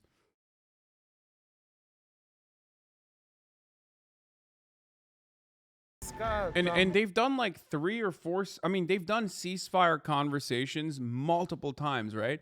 That's a little bit more different than like full-blown negotiations that end the war. But they are actively in talks. They have envoys that are constantly and consistently talking to one another. Even Lavrov got in on the conversation in Antalya in Turkey.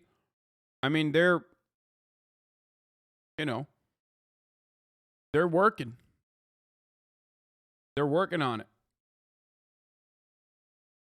Ну, і там залишається дуже багато людей. Тому що коли ми йшли, ми не можемо вулиці, евакуюватись, дуже тому багато що людей. Немає виїзду з Ірпеня, і є тільки один виїзд, де підірван міст, і інваліди або наші батьки, вони там не зможуть перейти фізично. I mean, they're fine. Like, they're not dying. I mean, they're not bleeding or anything. They're alive, but they're like being carried by ambulances. Це вже третій раз. 7:55 to 8 just went through the whole thing. Okay, What have you heard about what's happening inside the city there? As I know, it's like the Russian military army just go in different buildings, just sit and wait. They try to change the clothes for civil people and try to go out from the European. Oh, so you're hearing that the Russians are taking off their uniforms and trying to blend in? Absolutely. Yeah. Are you worried that they're going to advance? We're Ukrainian. We don't worry. We're fighters. As you see, that's like grandmother or grandfather. Bro, that saboteur shit is so fucking terrifying. Not because like a few Russians are gonna fucking infiltrate Ukraine or some shit, but it's legitimately terrifying because territorial defense, which isn't exactly, you know, which aren't exactly ready for fucking full-blown combat in the same way that a conventional military, a standing military is going to then be extra paranoid about anyone and everyone that they encounter.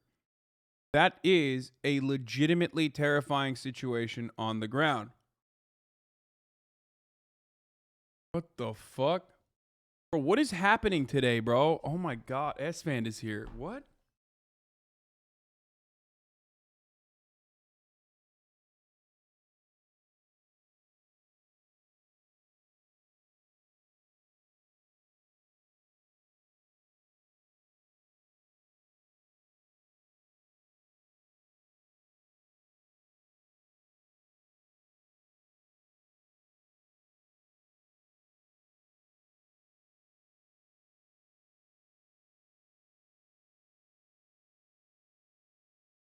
And don't break everything there.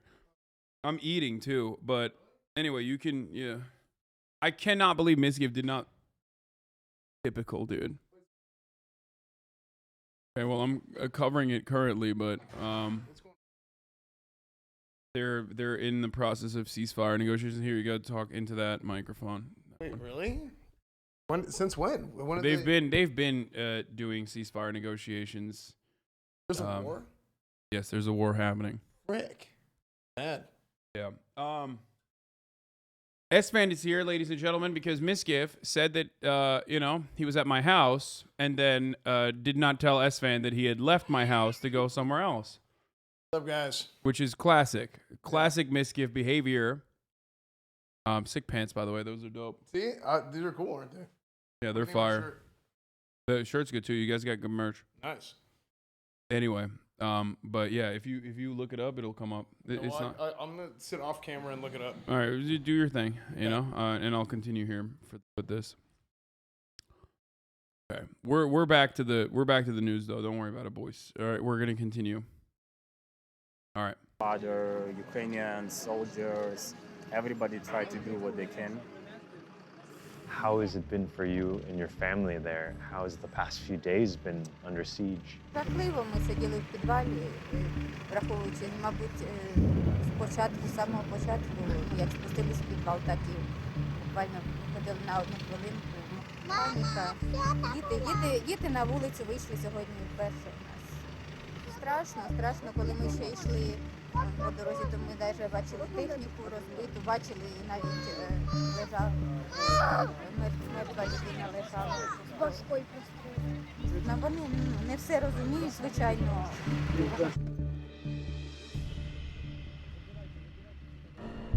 Ben joins me now from Kyiv. Ben, what's the mood like on the ground? Well, Christian, the mood here is tense and every day getting more and more tense. For the past 10 days, the attacks have been ramping up on the outskirts of the city. And really here in Kyiv, you can feel the borders closing smaller and smaller. So for people here in the city, the feeling is that soon they're going to be able to punch through the lines and the Russians will be able to take more and more control. So people are preparing themselves for that. Which is, by the way, diametrically opposed to what you hear, why you only watch Western propaganda. First of all, dumbass, where can I get Russian propaganda? It's all fucking banned anyway. And secondly, it's not even true. I literally do look at fucking what Russian sources are saying as well. Like, so that's not even true. You're wrong. People literally say I'm a fucking Putin mouthpiece because unlike other fucking outlets, I at the very least try to understand what the Russian perspective is a little bit. Even if it's fucking bullshit, okay? And it's completely like it's banned from every avenue, every outlet, right? Esfand? Russia Today is banned everywhere. But outside of the city, in places like Irpin, where that video was, people have been living under constant attacks for the past 10 days. Those people are streaming into the city. They haven't had water. They haven't had electricity. The reality for them is that that situation might soon come here. We're hearing reports that in 10 days, 14 days, this city, Kyiv, might run out of water. So the stranglehold of the Russian military is taking its effect, and people here are getting really nervous as to what happens next. Irpin in that clip has been a really shocking example of possible war crimes by the Russian side, but you've also been in Kyiv, Lviv, and Odessa. What are you hearing about the targeting of civilians? Well, from what we're seeing here, it's been clear targeting of civilians by the Russian forces all over the cities. In Irpin, clearly, you know, the past few days, there's been really recent aggression just towards the people that were walking out and evacuating from the city. But the reality is, all over the country, we're hearing reports that people are being extorted, robbed to evacuate these cities. Even as the Russians set up these humanitarian corridors to let people out, we're hearing that they're not safe at all. In places like Irpin, we talked with people that said to leave that they had to pay $3,000 to try to get out of the city. Apparently. We heard from other people that said bodies were strewn all over the streets. Oh, and that people were being attacked, not just in the crossfire, but in their homes as well. People, all that we talked to, were scared, were exhausted, and they were saying that the Russian attacks are targeted to cause fear and frustration amongst these people. And what's the sense you get of where the conflict is at now? So the feeling on the ground for the soldiers that we've been talking to is the past 3 or 4 days have kind of been a time of calm, comparatively. A lot of them are worried that, you know, because the shelling has been limited, because their progression has been slowed, that the Russians have been taking the past few days to really re-prepare themselves for a bigger, stronger attack. If cities like Kharkiv and Sumy are any example, then the Russians are no longer afraid to attack these places with demolishing force to really scare the civilians out. The worry is because they've used these humanitarian corridors and these evacuation times to get as many people out as they can, that now the attacks will be more brutal, more aggressive, and the people left inside will be having to face them without the opportunities to leave like they've had in the past few days. So war is bad. Yes. It's hard to watch what's happening. You have a better take than like most Americans, so in that's Ukraine cool. and support Russian President Vladimir Putin. What's your take on people that lived under Ukraine bombing 8 years? Are they subhumans for you too? What? Dude, you make it seem like I don't give a fuck about people in Donbass. Okay, you're so fucking stupid. Okay, don't say that. They're gonna get fucking mad at you. But you're so fucking stupid for coming in with a claim like that when like the neutralization and Minsk agreements are they literally revolve around referendums and the recognition of the Donbass region, specifically LPR and DPR, as autonomous. Not nations, but basically autonomous territory that is still within Ukrainian borders. That was the original fucking Russian state goal regardless. And I have talked about it numerous fucking times. As a matter of fact, I talk about it all the time. You're crazy. Like, when I don't, Esfand, it's really weird. When I don't mention every aspect of a fucking active war where, you know, new information is coming in nonstop, people just automatically come in here and their assumption is like, oh, that must mean you didn't mention Donbass, so that must mean you fucking hate those people. You must want them to be murdered. You know why they do that? Why? Because I respond to it? Well, no. Like that's the don't feed the trolls response. That's boring. For real, I think you mention it, you say it, and you're talking about this whole thing over the course of like 5, 10, 15 minutes, and then they come in at like minute number 7, and they don't hear what was said in minute number 5, and they just assume they're like waiting for you to say something wrong. You know what I mean? Or they just want to assume that you're not saying something. Yeah, it's really fucked up. That's usually what I do whenever I watch your streams. I hate watch your streams, sorry. It's good though, you're right. But some Russians still do. That's in part because the Kremlin controls what information gets out about Well, I thought the the Kremlin war. didn't They're exist. saying footage of atrocities is being that was with the faked, Soviet Union. and Ukraine is actually attacking its own cities. This is the Russian And government. if you try to tell Russia. the truth, you could end up in prison. Alec Loon reports. KGB. Why did they what you were steal? thinking? Aren't Kremlins also in Donkey Kong Country? Aren't the lizards in Donkey Kong Country called Kremlins? I have no idea where you're. I don't know.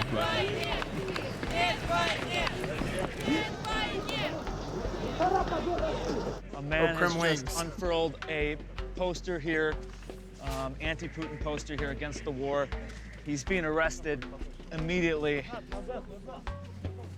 Police are not giving anyone even a minute to speak out or say anything critical of the war. The Russian government is stopping protests against the invasion of Ukraine before they can even start. They've also taken independent news outlets off the air, banned publications from calling the war a war, and made spreading so-called false information about it punishable by up to 15 years in prison. Many foreign media suspended their reporting in Russia. Facebook and Twitter have been blocked. American journalists.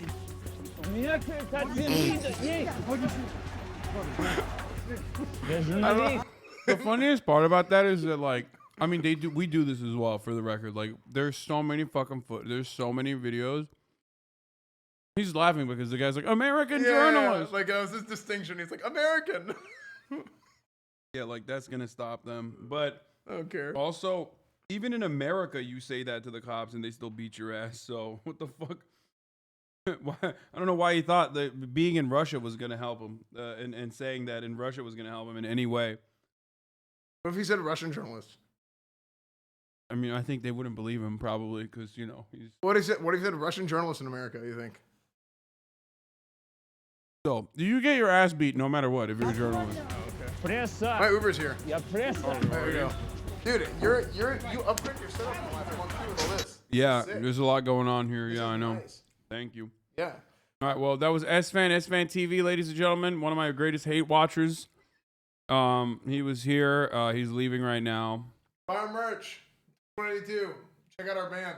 Wait, okay. All right. All right, see you, dude. All right, see you later tonight. Bye, everybody. All right. A lot of guests rolling through the HasanAbi compound today. Lots happening.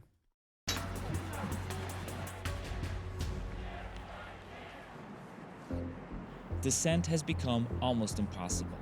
Since the war started, police have arrested more than 13,000 protesters. I don't know how Mizkif manages this. Like, I just don't understand. I legitimately don't understand how he is able to, like, have a cohesive, coherent, like, stream of consciousness backed stream, like all the guests coming in and out all day, every day. I guess it's the ADHD. And also, there's not really, like, any pre-prepared content that you have to, like, arrive at. Olga, a doctor and anti-war activist, has been arrested dozens of times. This time, police let her go with a fine after several hours in custody. Now she's back to doing what's basically become her day job, visiting detained protesters. И вы сюда пришли за что? Людей задерживают просто, и надо понять, в каких ОВД они находятся, потому что у них отбирают телефоны. Надо выяснить, в каких они ОВД. Надо как-то обеспечить адвокатом, надо как-то обеспечить продуктами.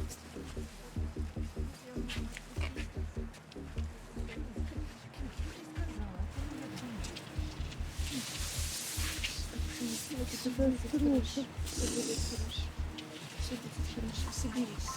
Очень много сейчас соберись. I have a lot of very close people everywhere in Ukraine right now, and they're all being bombed. And I just didn't sleep for 3 nights. What does it feel like to see your country do something that you disagree so much with? I just think that somebody has to stop it. The whole big war cannot stop one person. Just think about it. Do you think Russians should have done something or could have done something? You know how 90% of the people live. Their life is television. What they tell them is what's happening. So I'm coming to the store and people are telling me that Ukraine invaded Rostov. I said, what? Oh, they showed it on TV. Despite Western sanctions, state polls suggest 65% of Russians support President Vladimir Putin's military operation in Ukraine. For the record, Or at least and I need to stress this, that number is insanely low. That number is insanely low. Understand how fucking low that number is, okay? Dude. The fact that it's not like 99% out of Russia too, for 2 reasons. One, polling from Russian outlets are obviously going to be a little fucking skewed, okay, no matter what happens. That's why I always look to, at the very least, like Western polling. I look to Western polling, which is also going to be skewed in a different type of way. But you have to match the biases of Western polling with the biases of like Russian internal polling. But regardless, 65% is literally insanely low. Like that means that there isn't widespread support for it. I know it seems like it's so stupid. You're like, what the fuck do you mean? 65%, that's like the majority. No shot.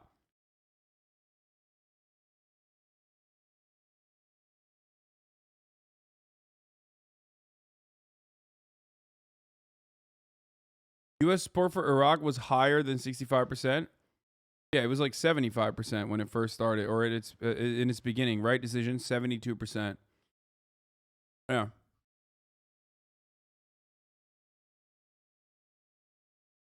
$79%. That's crazy, for especially when you consider like Russian standards and where it should be. For, you know, Russian metrics, which are obviously different. Like, think about that. You're out here being like, Russia is an authoritarian country. They fucking manage and monitor all kinds of fucking information. You're watching Russians get their ass beat and fucking arrested for the crime of saying that they're against the war. Okay?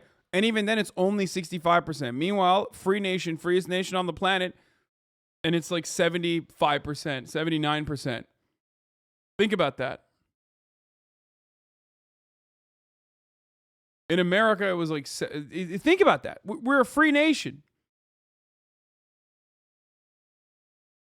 That's what I want you to understand, because those factors are true. They are important when you think about, you know, the attitude of a nation.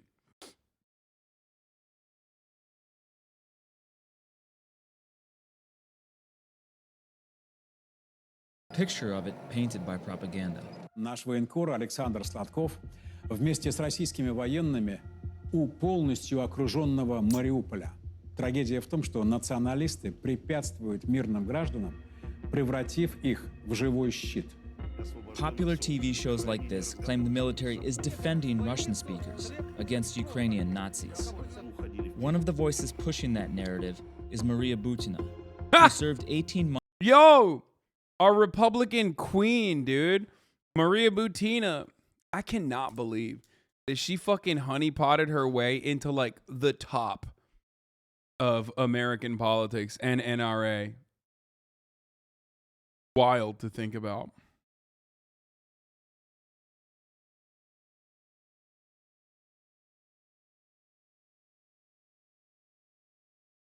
Months in U.S. prison for conspiring to infiltrate the NRA and Republican political circles as a What do you mean Russian conspire? I mean, yeah, she did that already. She successfully did that. Look at that. agent. Now she's in parliament and voted to recognize the breakaway republics in eastern Ukraine. I mean, they all She's did. even been wearing the Z symbol that marks invading Russian tanks. Очень приятно. Очень приятно. А вы же американский канал, насколько я знаю. Да. I do think that the fact that many Russians probably have Ukrainian family versus most Americans who don't care about Muslims or anyone in the Middle East affects the difference in ratings too. I think that is part of it as well. And you still have Americans being like, no, actually, we have this morally over the Russians here. Like 65% of Russians are in support of this fucking unjustifiable invasion of Ukraine. And you're still, Americans still want to be like, no, actually, that was somehow less justifiable than Iraq, actually. And it's even crazier that like a smaller percentage of Russians are an advocate for this. You know what I mean? Oh my God, I missed 2 hours of your stream because of your twit. God damn it. Okay, first of all, I twitted more. I literally quote tweeted that tweet where I said, I lied. I was wrong. We actually ended it early. I was still supposed to be on set right now at this point. Я называю это спецоперацией, поскольку это миротворческая операция, есть разница между войной и спецоперацией, поскольку основной задачей специальной операции является именно сберечь жизни мирных граждан. People being like, but can you trust the numbers under the propaganda influence? Why would Russia reveal numbers that show that the support for the war is actually lower than they are?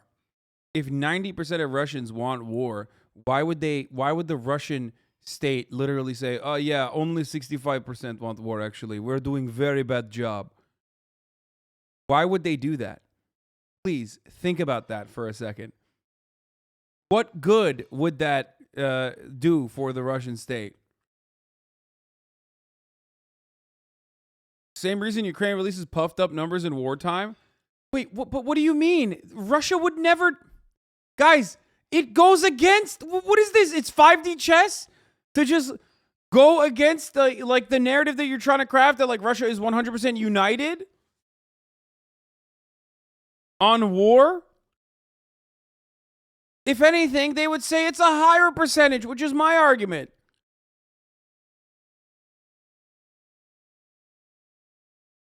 Y'all are fucking crazy.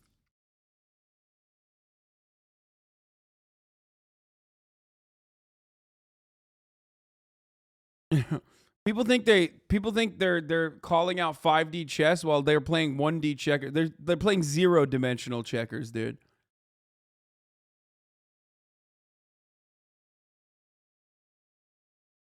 If you are to say that the percentage of Russians that support the war numbers are too high, I agree with you. I do agree with you. I don't think the percentage of Russians that support the war is at 65%. I think those numbers are too high.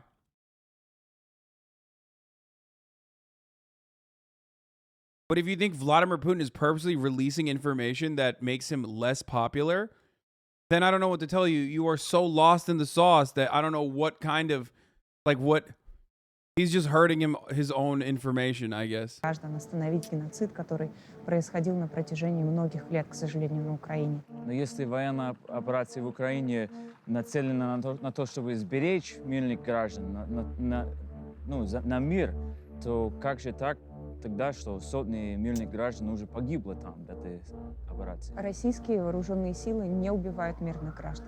Российские вооруженные силы, вы можете видеть абсолютно массу всевозможных роликов в интернете, достоверной Please don't trust the fake news. информации на официальных аккаунтах. Не доверяйте, пожалуйста, фейк-ньюс. Мы видим ролики, как бомбы падают на Харьков, на Сумы, на Киев, на Российские вооруженные силы не применяют оружие против мирного населения. Задача... Bro, she's 1 second away. I swear to God, she's 1 second away from saying the Russian military is the most moral army on the planet. If she says the Russian military is the most moral army on the planet, I'm going to lose my fucking mind, okay? Straight out of the Israeli copy playbook. Straight up. She keeps saying the Russian military's task is to bring peace to Ukraine. The Russian military does not use, don't trust the fake news.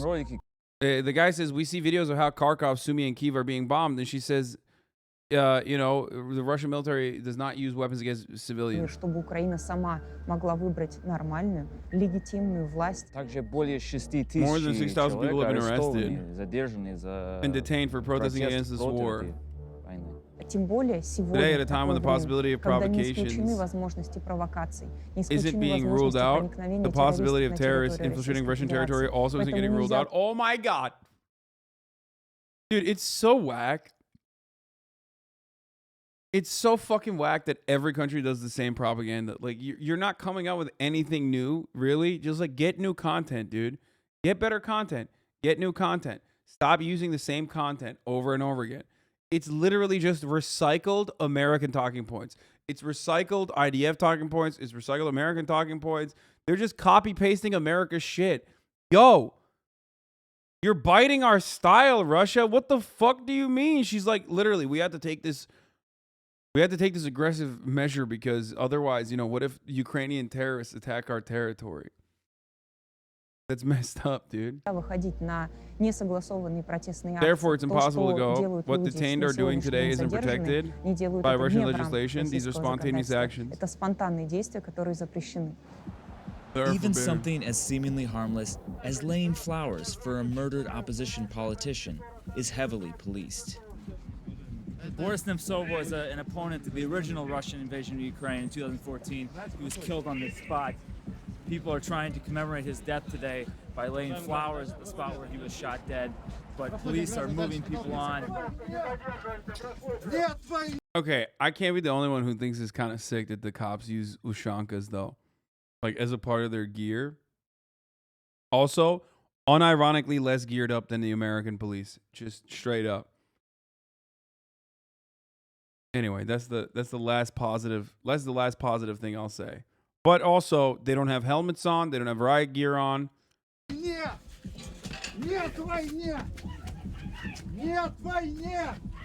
Many suspect the Russian state played a role in the shooting of Nemtsov, an outspoken critic of Putin.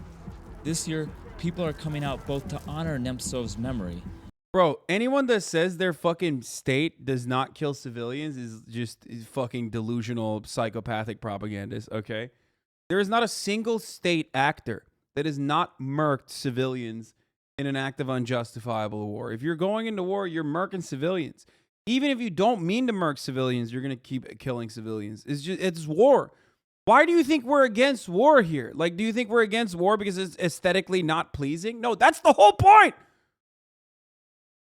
That's literally it. It's just like it destabilizes people's lives. And that person's being sarcastic. I know that person's being sarcastic. I'm launching a larger point off of that. I know it's sarcasm, chat. I'm not yelling at that person. I know that's sarcastic. Oh my God, I can't even make fucking arguments anymore. I can't even have like my own style of commentary anymore because everybody fucking it acts like this is... That person is being sarcastic, but my anger and my resentment is towards those who unironically make it seem as though no civilian casualties happened, like what Maria Butina was saying, okay? So, I know that guy was being sarcastic. So remember, anyone and everyone that says, oh, dude, there's no civilian casualties in our war, it's like, it's fucking bullshit. You're a liar. You're a liar. You're a propagandist. You're bloodthirsty. Okay. But we already knew that Maria Butina was bloodthirsty. After all, she used the NRA to penetrate the American government. So actually, another person who did that was, what's his face? Fucking Sacha Baron Cohen. The NRA is like literally just a gaping hole for access into the halls of Congress. Okay. You could literally just get in with every top-level politician the moment that you are like even remotely aligned with the NRA. And to protest the conflict in Ukraine. She penetrated other things too? Yeah, bussies. Republican butts is what she penetrated with her dildo. She pegged Republicans, probably. I don't know. Потому что у нас большое горе. You know they're into some kinky shit. You know Republican congresspersons are into like getting their fucking nipples seared off or some shit, you know? You fucking know, dude. Oh my lord.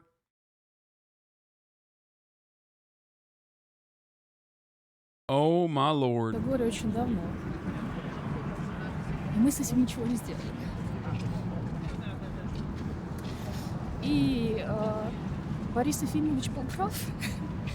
И нам очень сильно его не хватает. Извините. Что вы имеете в виду, что он был прав?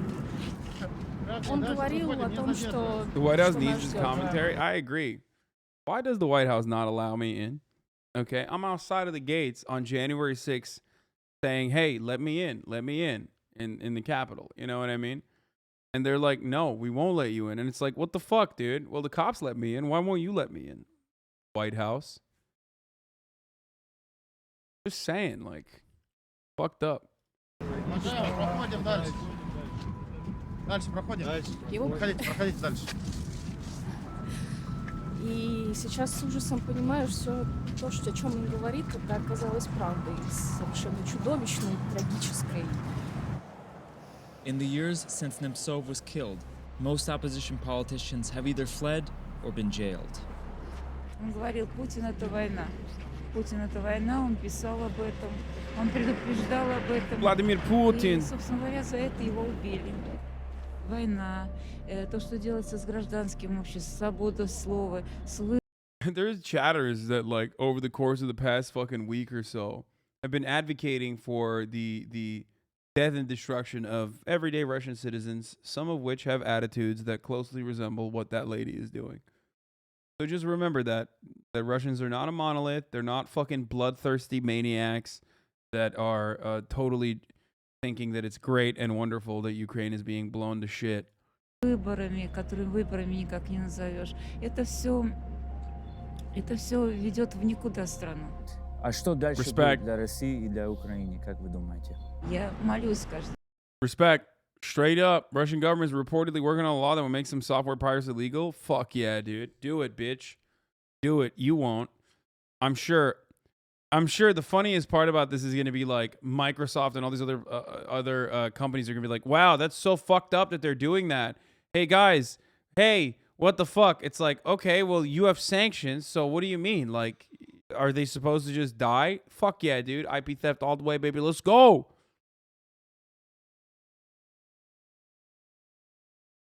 I'm sure they were paying before. No, I mean, they just mean like officially. Russians are extremely online, okay? Extremely online. What is it, like 80% user base for 80% of the country uses the internet? It's like Turkey, dude. They got motherfuckers that every motherfucker knows how to use a VPN, okay? This just means they are going to look the other way and not criminally prosecute people that are doing piracy, but that makes sense.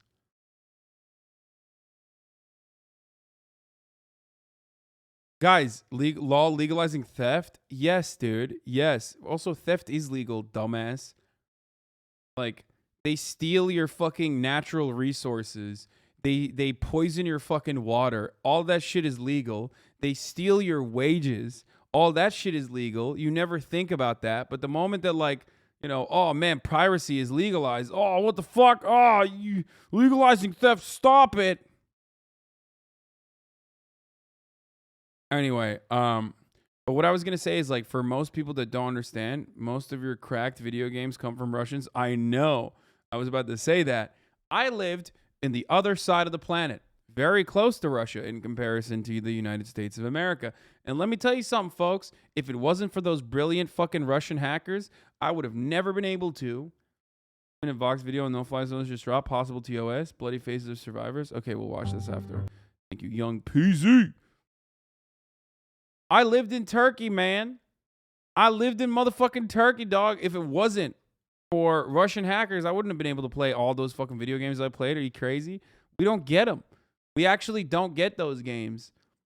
We wouldn't get them until, like, you know, fucking months later, sometimes years later, when it's legal, and it was so expensive too. And guess what? Turkey, piracy is illegal in Turkey as well. And let me tell you something.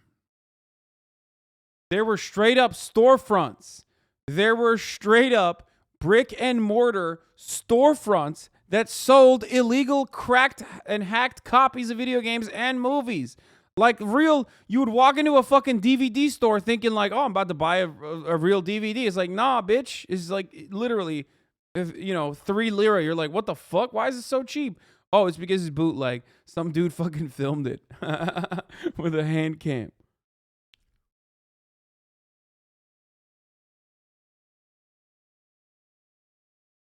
Elden Ring 500 TL nasıl alacağız yani? Aynen öyle amına koyayım. Sikerim bu Amerikalıları ya. Siktir edin abi. Çalmaya devam edin amına koyayım. Hiçbir zaman durmayın. Ne dinliyorsunuz bu gavurları ya? Manyak mısınız? Götüm konuşuyorlar burada böyle. Çalmasınlar. Amına koyayım. Bilmezsin ki, hiçbir zaman bilemeyeceksin hayatın boyunca bunun acısını. Görmeyeceksin hiçbir zaman. Bu da $5 ödedikleri zaman götleri şey yapıyor, böyle kanıyor. Göt deliği böyle oluyor. Benzine para verdikleri zaman. Salak ağlıyorlar burada. Hiç başlamayın. Anyway. Beyler, fonum donanım haber. İkinci el hesap kiralama olaylarını araştırın. Benden duymadınız. Anyway, technically the United States is closer to Russia. No, that's not. Yeah, okay, we get it, bro. Alaska. What about Disney streaming websites? Ha. Oh, dude, all the time. All day, every day. I still use it in America. Artık öyle değil. Çok pahalı olmasına rağmen bile korsana karşı kitleler oluşuyor. Salak onların hepsi ya. Sikmişim onların düşüncesini. Anyway, I'm just saying some pro-piracy shit in Turkish. And making fun of Americans who don't understand the plight of growing up in a different country. Where you can't have that stuff. You can't have that stuff easily accessed. Or, and then I made fun of Americans for crying about, oil prices. I made fun of Americans crying about oil prices because they don't know, like, that's like every day in Turkey and in most other countries too, even in Europe. Вечер, каждое утро, каждую минутку за то, чтобы Украина победила. За то, чтобы люди, которые там стоят, которых страна-оккупант бомбит, чтобы они победили. Что ожидает Россию? Я никуда не уеду из этой страны. Это моя родина. Я несу ответственность за нее, понимаете? И я надеюсь, что у нее тоже будет будущее. Но должно пройти время.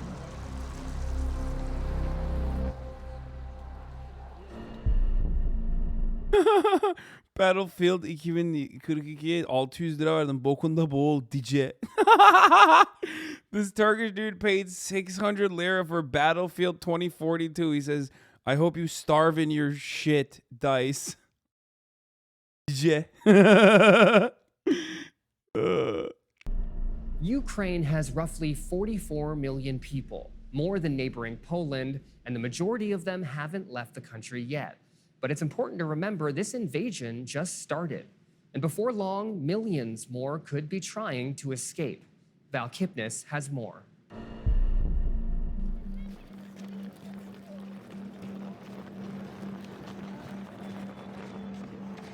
Two million people have left Ukraine since the invasion started 2 weeks ago. Half were children who've been sent out of the country either alone or with their families.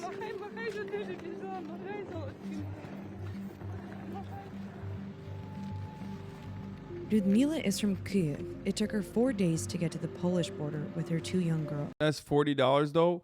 Bro, $40 is a lot of money in Turkey, man. What the fuck? Fuck you mean that's $40 though? What are you talking about, dude? Oh, never mind then. Like, what's the fucking asgari ücret ne abi şu anda Türkiye'de, bakalım.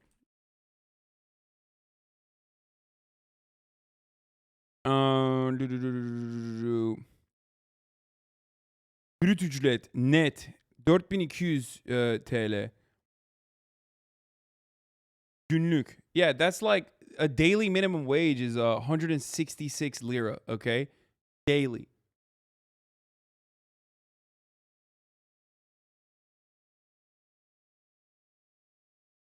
Daily minimum wage is 166 lira. So that's one fucking that's like almost 6x that for one fucking video game, dude.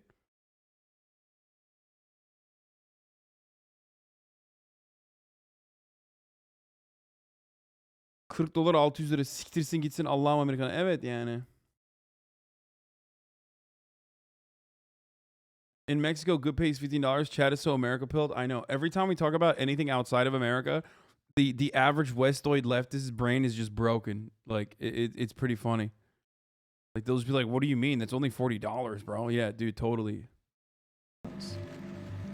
В какой момент вы решили уехать?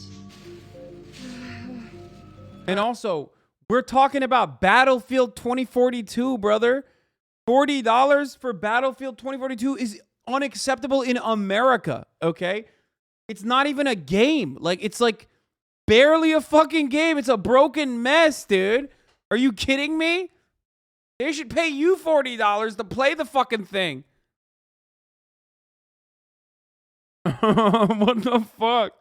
Ми прокинулися в 5 ранку 24 числа, зрозуміли, що ці вибухи, вони по всій Україні. Ще було сподівання на наступний день, що можна залишатися в будівлях, але через один день ми зрозуміли, що спокійніше не буде і заради дітей, що потрібно виїжджати. А кого-то ви оставили? Так, залишилась сім'я, батьки, рідні. Муж ваш остался? Так.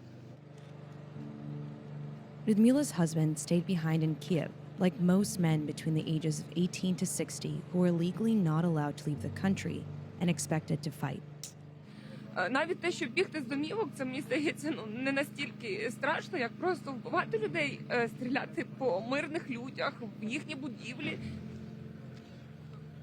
Виправдання цьому нема ніякого.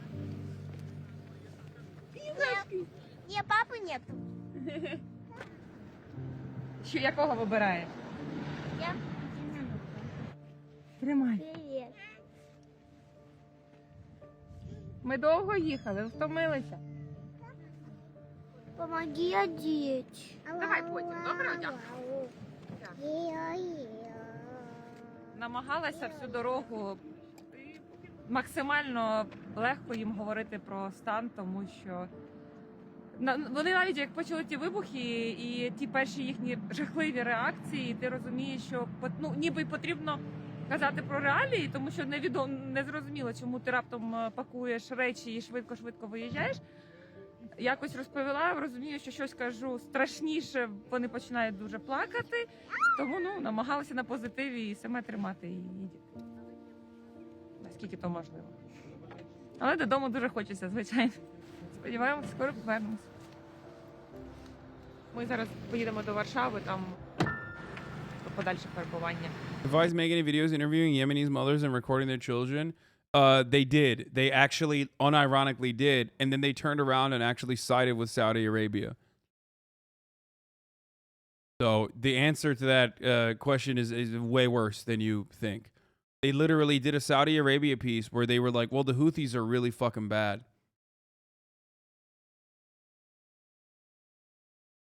So, yeah.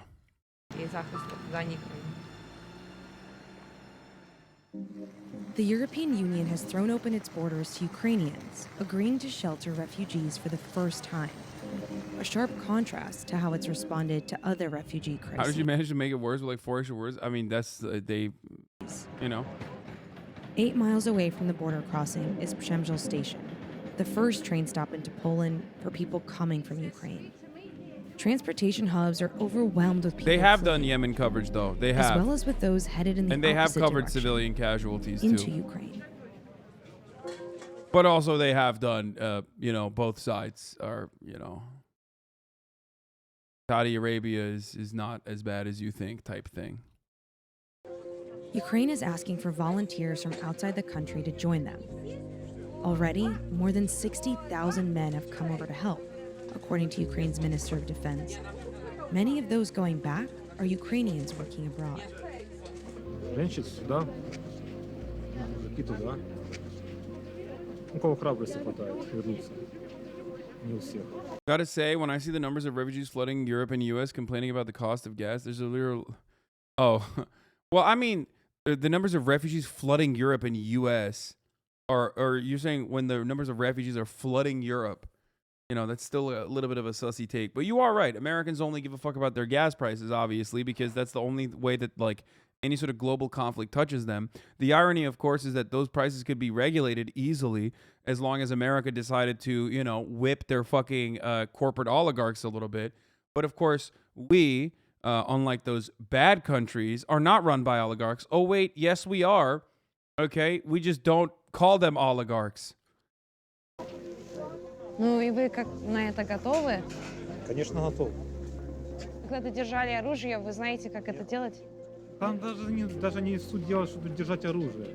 Там даже помогать людям. Андрей. Але є родина, і вони всі в Україні. Вони всі в Україні, тому я їду на допомогу і їду до рідного дому. А вы когда-то воевали? Или кем вы работали? Я служив в армії, давно служив в армії. Я з зброєю вмію себе поводити. Я не воював. Я музикант. Зараз такі часи, що треба брати зброю, і ким ти був раніше, не цікавить. Треба захищати Україну. Музикант їде на війну. Так. Я думаю, що музика буде весела музика, але трошки пізніше. Some volunteers aren't Ukrainian and have no ties to the country. I was just watching it all the time. I couldn't sleep. I was watching it. I was going to work. U.S. ambassador to the UN? What? Holy shit. The U.S. ambassador to the UN, Thomas Greenfield, condemned Russian use of cluster munitions, saying this indiscriminate weapon has no place on the battlefield. The U.S. mission then deleted her comment from the transcript because the Pentagon won't endorse a ban on cluster munitions. Why? Do you guys want to know why they won't endorse a ban on cluster munitions? Because we use them, obviously. That's...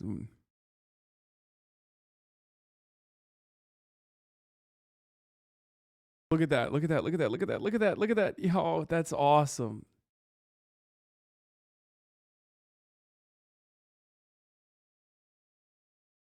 We make them and we use them. Okay? And we sell them. Make them and we sell them. Come the fuck on. This shit isn't funny. Not you laughing, but chat. I mean, dude, what can you do in that situation? What can you do in that situation? It's just like, it's a clown ass fucking thing to do.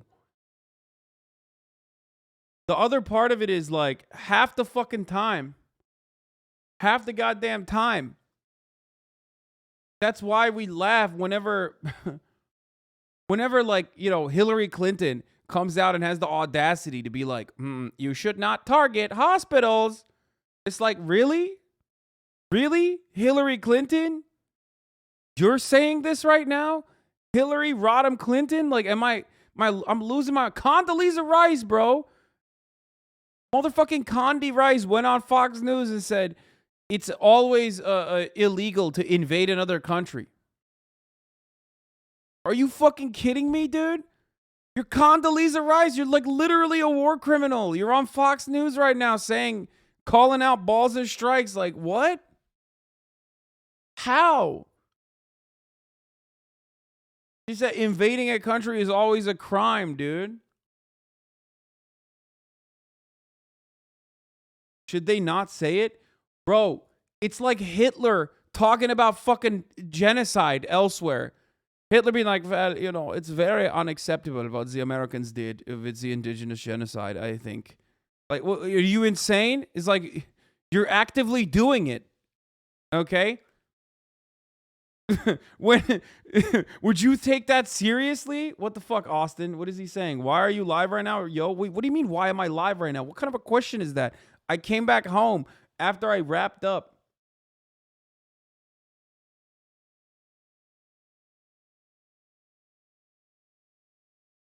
What do you mean, why am I live right now? I will ban you right now.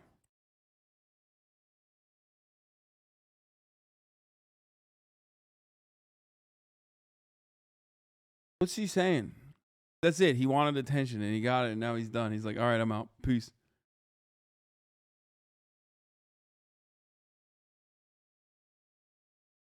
Anyway. I don't know why he's not responding. Okay.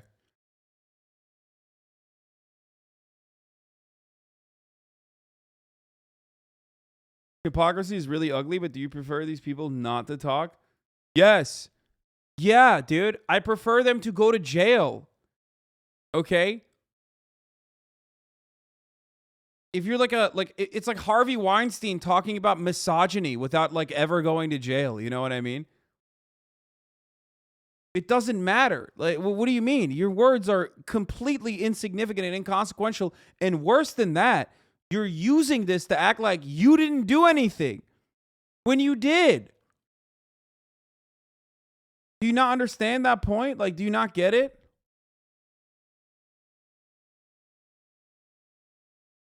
They're literally using Russia's unjustifiable actions to clean their own hands of the fucking blood that they have on their own hands.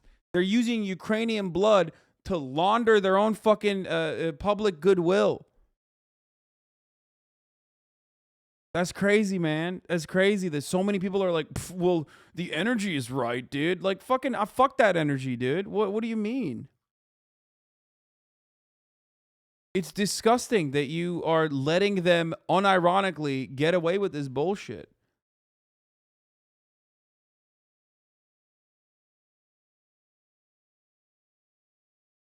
Answer Mr. Austin question. Why are you live right now? You may tell him. What? You're waiting for your daily top of the hour bait. Okay. Fucking. I read it and I was going to scroll away, but it was too late. It would have been fucked up if I scrolled away. Yeah. It's top of the fucking hour. You got me. Okay. Yes. I'm live right now so I can serve ads. That's it. That's the real reason. At the top of the hour, there's a 6-second ad break. If you no longer want to see those ads, all you need to do is subscribe. You can do that for $5. You can do that for free with a Twitch Prime. You can do that by getting gifted a sub if you're lucky. But here's the 1-minute ad break now. You fucking got me. Yes. My ass, dude, in the fucking QRTs. I was tired, came home, I watched it, couldn't sleep again. And at one point I just chose on my own. I said, hey, I wanna go there. I wanna help. Do either of you speak any Ukrainian? No. So there is a real possibility that She looked at what him you're like- going into is very dangerous. You may die in Ukraine. How are you sort of reckoning with that? Well, it's always a possibility, but as long as we're able to help Bill somebody, Vlog, thank you for allowing 5 people to no longer see the ads. Of course, I was thinking about it. It can happen. You go into this country and you maybe did nothing there and you're already dead because of a rocket or whatever. But if you have this in your mind all the time and you wanna go there, you just get crazy. Yes, it's true. I mean, I accept it. Who did you guys leave behind at home? For me, it's my father, my mother, some friends. Yeah, of course, nobody is happy about it that you choose to leave. I mean, I told them 2 days ago, and 24 hours later, I was already in the train. It was not that easy for them, and it's still not easy. So you told them when you arrived. Yeah. What did they say? They're basically begging me to come back, but I made up my mind.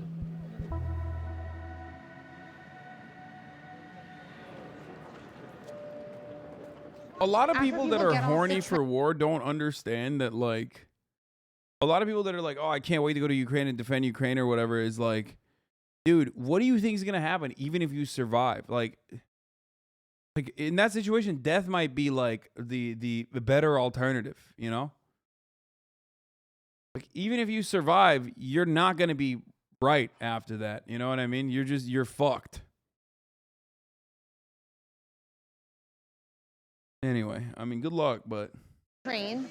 Most of them come up here. There's rooms designated for women and children that are meant to serve as help locations, but also just a place for them to rest and eat. The signs here say things like information about living and housing, where water and food is. Here, it just says that you can get a free SIM card. For those who don't have a ride or an idea of where to go next, most go here. Особенно первые дни меня трясло до такого ужаса. Я спать не могла, я просто закрываю глаза, там бомбят, я их открываю. Ребенок спал, а я нет. Like at И least вот я как зомби. vets that are, you know, horny to go out there are like looking for a sense of normalcy in their lives. I don't know, like they're trained, you know what I mean? Still not great, but straight up better than just like an untrained person just fucking going out there with a gun in his hand. Like he got a NATO issued weapon and now he's like, all right, I'm gonna go fucking. I saw the fucking European brigade. There was photos of them on the internet. They don't even have fucking scopes on their rifles, man. What the fuck are they doing out there? I've seen some of those volunteer forces, brother. They got you out there, no scope whatsoever. You're literally fucking what? You're gonna aim down. You're gonna use the iron sights. You're fucked, dude. Ophelia is a single mom who left home with her 8-year-old William and their 2 cats. Я в отсутствии чувства реальности, времени, не понимаю, какая дата, сколько время. Я не могу абсолютно спланировать ничего. Я прошу всех, пожалуйста. Someone doesn't shoot. Dude, are you kidding me? Are you really gonna act like it's fucking easy to shoot with iron sights, especially if you're being shot at? What are you talking about? Not a single fucking veteran in here would agree with that idiotic take. There's a reason why the American military is kitted out the fucking wazoo, homie. Do you think this is COD, dude? Or do you think this is Call of Duty, you fucking dumbass? You think you're gonna one-hit people? Jesus Christ, people are so stupid.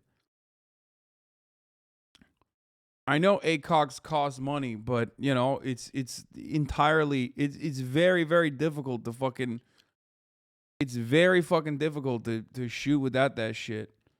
Помогите мне, спланируйте, купите билет. Я не знаю, что делать. Потому что я не сплю, я не могу спать. Но я не могу только принять войну. Потому что абсолютно глупая вещь.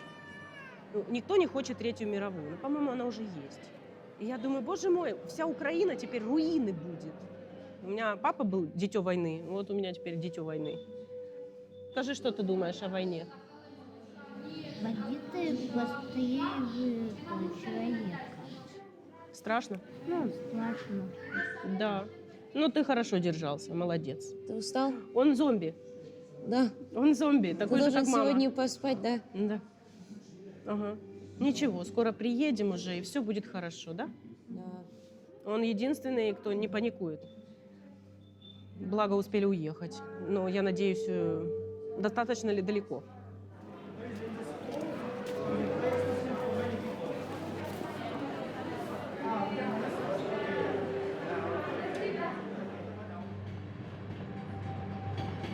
The Taliban and Shroud use iron sights. Yeah, I mean, Taliban, I'm pretty sure, would love to be able to have battery packs and fucking scopes. The point is, you know, $10.8 billion is going into Ukraine. I'm sure they can buy some fucking, you know, some scopes for their weapons, okay? Also, the Taliban now do have veteran here. There's no way you're going outside the wire with iron sights on your service rifle. Yeah, but that's America, though.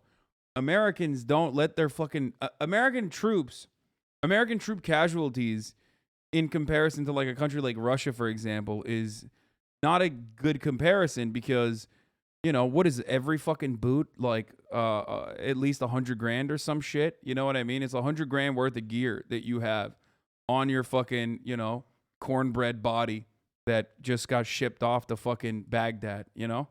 It's just not.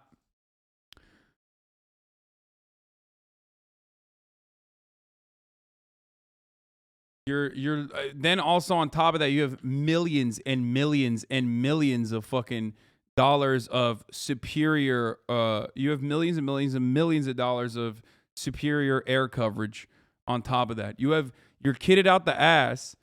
You fucking get shot at from some Afghan dude, maybe the one guy in the village that has a scope, shooting at you from a fucking mountaintop, and you dig into a trench and you call for air support, and then they fucking zap the entire line of sight until you're fine. Not even millions and millions, of billions of dollars. I don't know how much I don't know how much a kit costs. I don't know. The gear is not 100K. It's expensive. Not cheap. Let's see.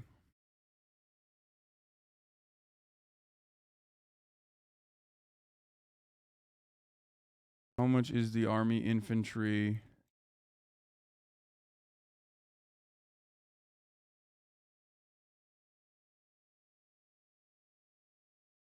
Okay, I was wrong. I said 100K. They're saying $17,500 worth of gear, according to the Associated Press. Wait, what? The minuscule cost of gearing up a Chinese soldier? What the fuck? What is this article? Nearly half the equipment value comes from the soldier's most important tool, the standard issue Type 95 automatic rifle of Chinese. Wait, what? Oh, it's just the in comparison. That was a rich guy take us on.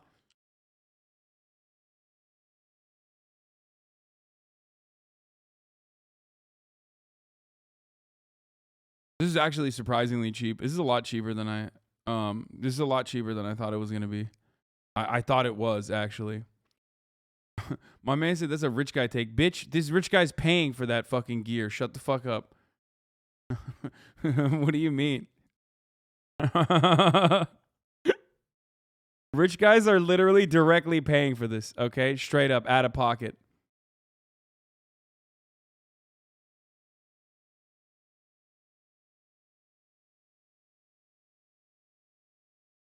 Yeah, we're out here playing like we're out here adopting a vet, you know, or not a vet, God forbid, of course, we don't take care of veterans, obviously. I meant an active duty service member.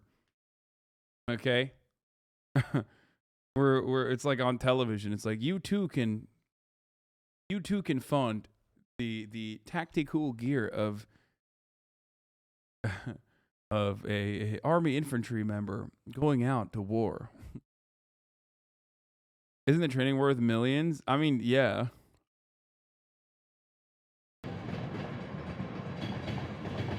The next day, Ophelia decided to go to Belgium, where she has some friends, moving ever further away from the home and loved ones they left behind. Алло, мама. Привет. Мы сейчас на вокзале в Пшемышле. Мы уже готовы выезжать с котами и Вильямом в Европу. Дальше. Мы едем в Бельгию на автобусе Фликсбас. Так что не волнуйся, все будет хорошо. Пожалуйста, береги себя и не находись возле окон, хорошо? Давай, доедай быстрее, допивай сок, если ты его не допил. Документы. Ну, во сколько ждет? Через 30 минут мы выезжаем. Вільям, одівай курточку. Курточку одівай. До побачення, дуже дякую. До побачення. До побачення. Ручку дай, держи. Окей. Ви можете йти. Дуже дякуємо вам. Бережіть себе.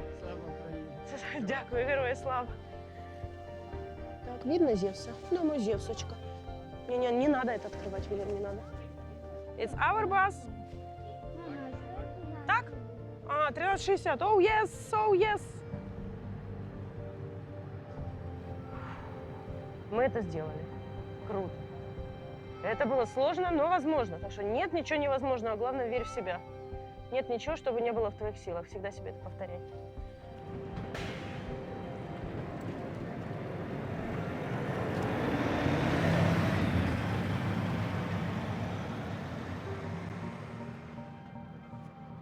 As the Russian military escalates its attacks on humanitarian corridors and targets civilians, the exodus out of Ukraine is only expected to grow.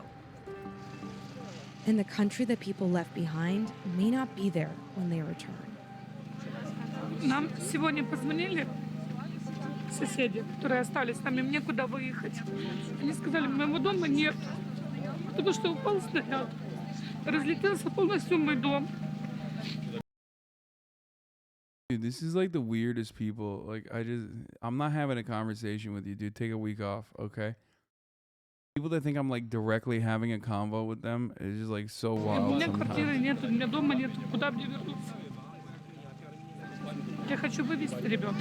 Все, я больше ничего не хочу. И хочу, чтобы наши мужчины вернулись сюда и отвоевали землю нашу. Все. Это наш дом.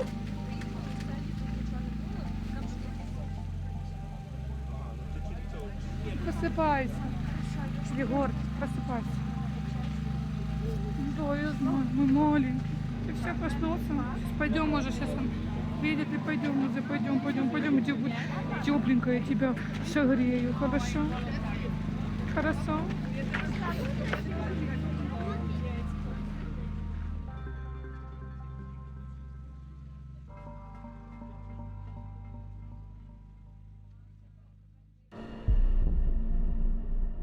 We're just at the start of this horrifying humanitarian crisis. While most people are escaping through Poland, there are many routes out of and back into Ukraine.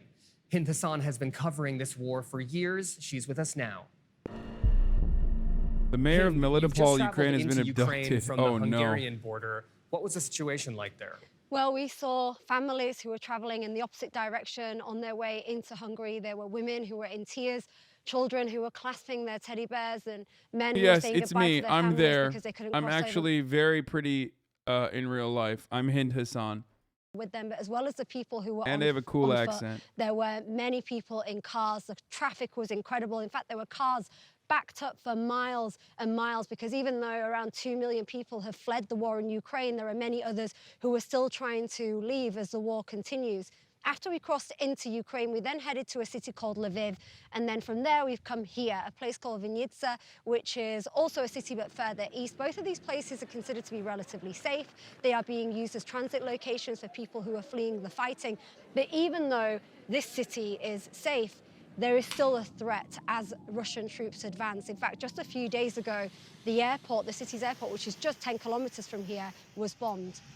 So we know who's leaving, but what about those coming in, joining the fight too? If you spend any time at the border or if you travel into Lviv, it's very likely that you're going to come across a foreigner who says that they've come here to fight. In fact, members of our team have met multiple people who say they've just done that.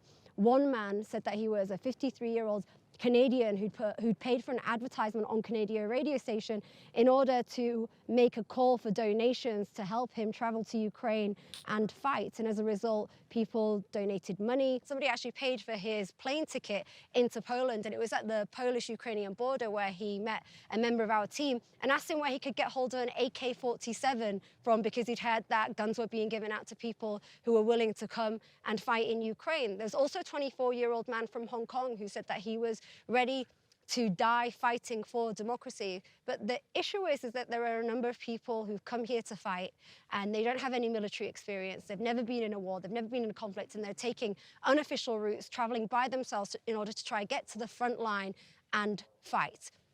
That could be very dangerous for themselves, for other soldiers, and also for civilians. But there are people who Thank you. Fucking people finally saying it, dude. It's just so weird that like for the past couple of weeks now almost, like people have just been celebrating these like brave heroes going out to fucking Ukraine to defend Ukraine, and it's like, dude, are you insane? Like even the Ukrainian territorial defense is terrifying, okay? Activating like random Ukrainians and giving them a fucking gun and being like, all right, you're the territorial defense now. Like,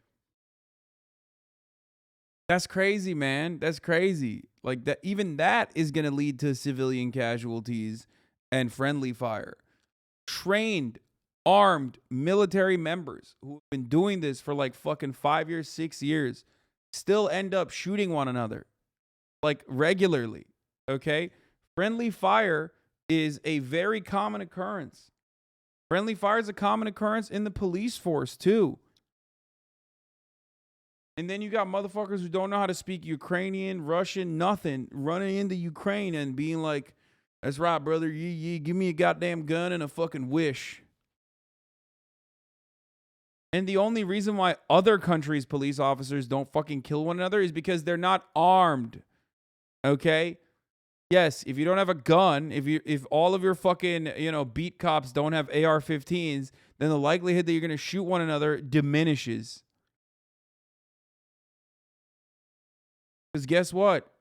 Guns in the hands of as many people as possible is never good. That's why America is like fucking PvP zone. Who are taking more official routes. The Ukrainian government is trying to encourage people to come to Ukraine and fight, and they say that so far 20,000 people from 52 different countries have actually signed up to join the Ukrainian military. They're going to Ukrainian embassies, signing up for the International Legion, and then making their way into Lviv, where they hope to be processed and then assessed and join the military. And they also include ex-soldiers or people who have previous military experience. Hasan, thank you. For the last few years, even mentioning the word Ukraine to many Republicans could get a response about Hunter Biden or Burisma or a perfect phone call. But how you talk about a place changes after it's been invaded. The GOP is now trying to find ways to keep it partisan without putting too much focus on the conservatives that actually think Putin's not all that bad. Normally, I'd be like, come on, bro. There's no Republicans that are pro-Putin, but like there kind of are. It's very strange to see. But like low-key, some Republicans are like, it does feel like they're pro-Putin. I don't know. Maybe I'm wrong. But it certainly feels like you got homies out there that are just like, yeah, he's actually destroying, pedophile rings or something in Ukraine. Like, it's weird, man. It's weird.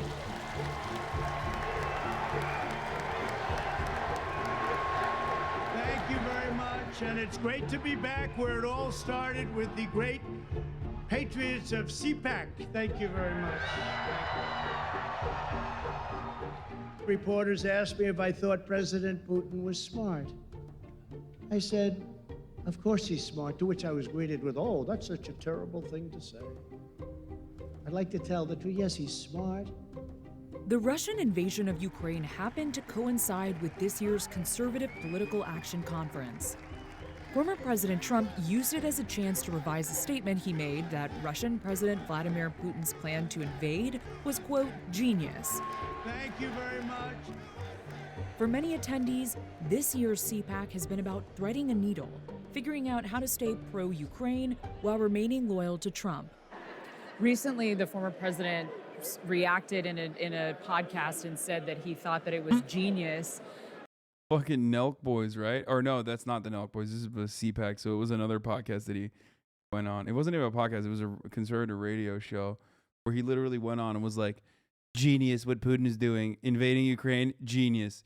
Which literally is like, is just not genius. Okay? It's not. It is not a genius move at all to fucking invade Ukraine. Even if you do not give a fuck. What?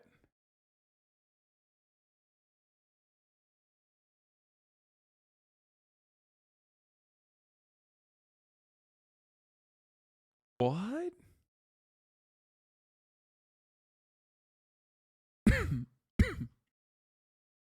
I mean, this is old, right? It's old as fuck, but even then it's like, what the happening?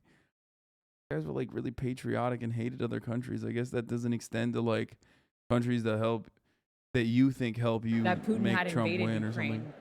Do you think it was genius that he did that?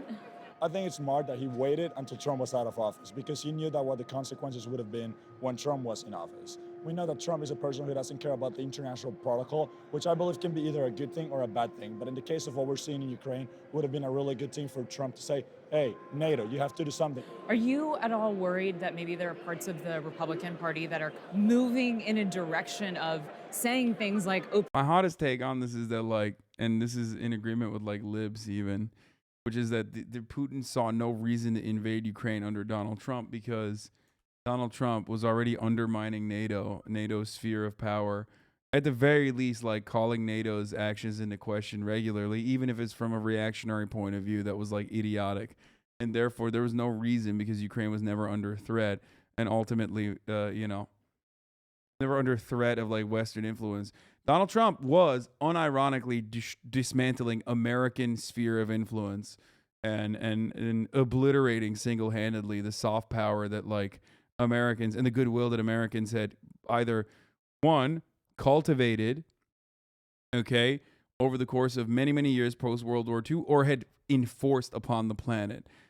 So on that area, like his isolationism and his like reactionary perspective literally was part of the reason why no one really saw the need to defend. The Russia takes are turning me into a lib. What do you mean? It's just like it did not need to. No one ever saw the need to do anything because America was doing everything on its own. But that's part of the reason why a lot of liberals hate him, because they do see Donald Trump undermining U.S. influence globally as a bad thing, because ultimately they want the United States to maintain the global hegemonic status it has. Openly supporting Putin or openly supporting more autocratic views of government. No, I don't. I don't know. You haven't talked about Grimes and Chelsea all day because you're jealous? Why would I be jealous? And also, I'm not talking about it because I already briefly mentioned it in the beginning, and two, it's kind of weird to talk about, gossip shit about a HasanAbi head and what they are choosing to do or whatever with potential guests of the show, or friends of the show, okay? Thinking it's a Republican or Democrat thing. I think it's a international problem, and I think we need to all work together to solve it. But most Republicans in high places have taken a less we're all in this together approach and have used the war in Ukraine to attack President Biden. Biden has led the charge on international sanctions on Russia and has supplied arms to Ukraine, things that some speakers at CPAC still found ways to criticize. You were very direct in your speech that you gave a few minutes ago, saying that Putin is not to be admired, that he's not a friend. Former President Trump said recently that he thought it was a smart, genius move of Putin to go and invade Ukraine. What do you... I can't believe I'm doing this, but like, it's not like Donald Trump was saying like Putin is brilliant to invade Ukraine. He was saying it's brilliant to invade Ukraine, not on my watch. I would have shown him how it, what's what. Okay? Like, isn't that what he was saying? Am I wrong? Wasn't he literally just saying like, I would have fucking destroyed him. I would have destroyed I would have destroyed Putin if he fucking invaded on my watch. He was too scared to do it. Like, I mean, it's fun. It's fun to like, run the Trump loves Putin stuff, but viewing it from how a narcissist would have thought about it, I think you're spot on. No. He actually did literally say, I thought he did follow that up by saying like Joe Biden is weak and you're wrong. He was saying it was smart to take land. Oh, okay. Then that's crazy. Okay. Maybe I misunderstood because I thought I did feel like I feel like I've heard him say that it was like it was when they went into Donbass, he probably thought that was going to be the extent of it. No, he said that he's smart because Putin is strong, therefore smart.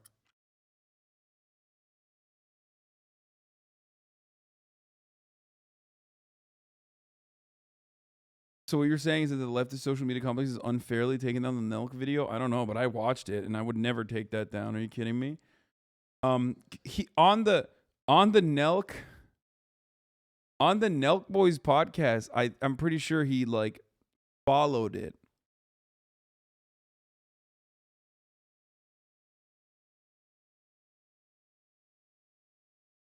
So Putin is now saying it's independent, large section of Ukraine. I said, how smart is that? And he's going to go in and be a peacekeeper, Trump said. They're going to keep peace, all right. No, but I think of it. Here's a guy who's very savvy. I know him well, very well. Guys, we're talking about a guy who literally said we should slap our like F-16s or whatever with Chinese gear on it and Chinese flags and blow Russian troops, okay? Like, listen, it's not like he's the smartest guy out there. He's like, to that guy, of course Putin is brilliant. He's a brilliant tactician.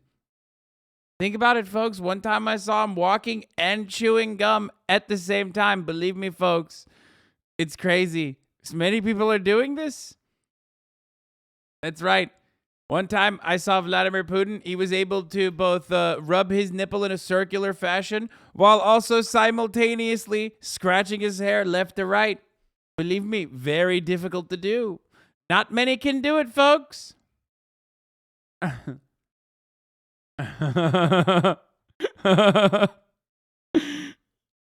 Oh, Jesus Christ. He said it was worse. He said F-22, which only the U.S. fly. They'll never see it coming. What do you think when you hear that? Well, I think what the president would tell you is that this didn't happen when he was president. We didn't have an invasion of Taiwan. Afghanistan didn't fall. We didn't have an invasion of Ukraine. So the president took a piece through strength. He got along well with people. He was cordial with these other leaders, but he was also, he was tough as nails. And the Russians would have never tried to do this with President Trump in power. Blaming Biden. Yeah, didn't he say that? By the way, this would have never happened with us. On the Nelk Boys podcast, Trump definitely did say it wouldn't have happened. Like, he wouldn't have imagined invading Ukraine under my watch or something. Biden has offered conservatives in Washington a way to sidestep the issue of Trump's words while also trying to make partisan gains. The disastrous withdrawal from Afghanistan was the beginning of the end. Putin watched that, and he saw a weak and ineffective president. Former President Trump recently has not been critical of Putin, and he, in fact, has said that he thinks Putin is smart, and he said that it was If your takeaway of the genius. problem with Ukraine is what Trump said, you're missing the point. He's the leader of your party, right, no, sir? No, when he was president, Ukraine wasn't invaded. When he was president, he gave them lethal weapons, not blankets. Putin's not a genius, and Biden's not brilliant. Former President Trump has not been very critical of Putin at all. I'm wondering if you think that that is helpful right now, that the former president is saying things like he thinks Putin is a genius, that, he said that it was a genius kind of move of him to invade Ukraine. Look, I think the only thing that matters is what the current president is saying or not doing or hasn't done. That's what I'm focused on. I mean, Trump isn't even on Twitter.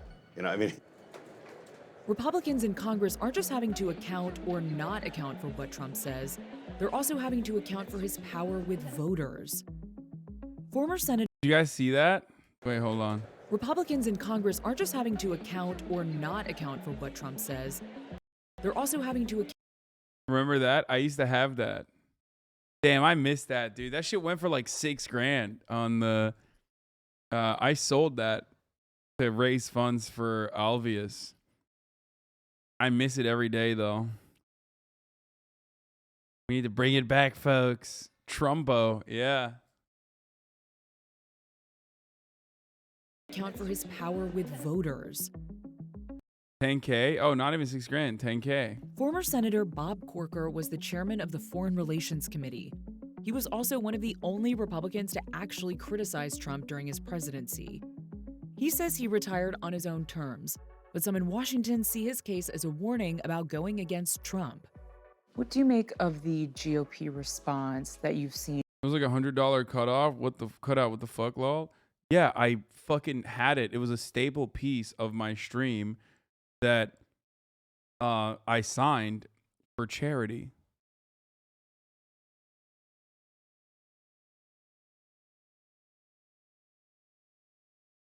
Dude, people are so weird. People are so stupid.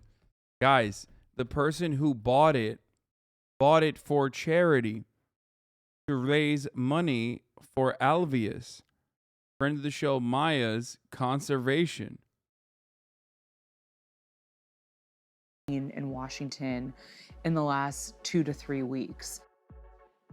I'm not aware of all the comments. Let me just say this. And yeah, it's been surprising. I think people forget that, like, there's a lot of negative information out there about me and how I fucking hate charity and I like spit on poor people or whatever.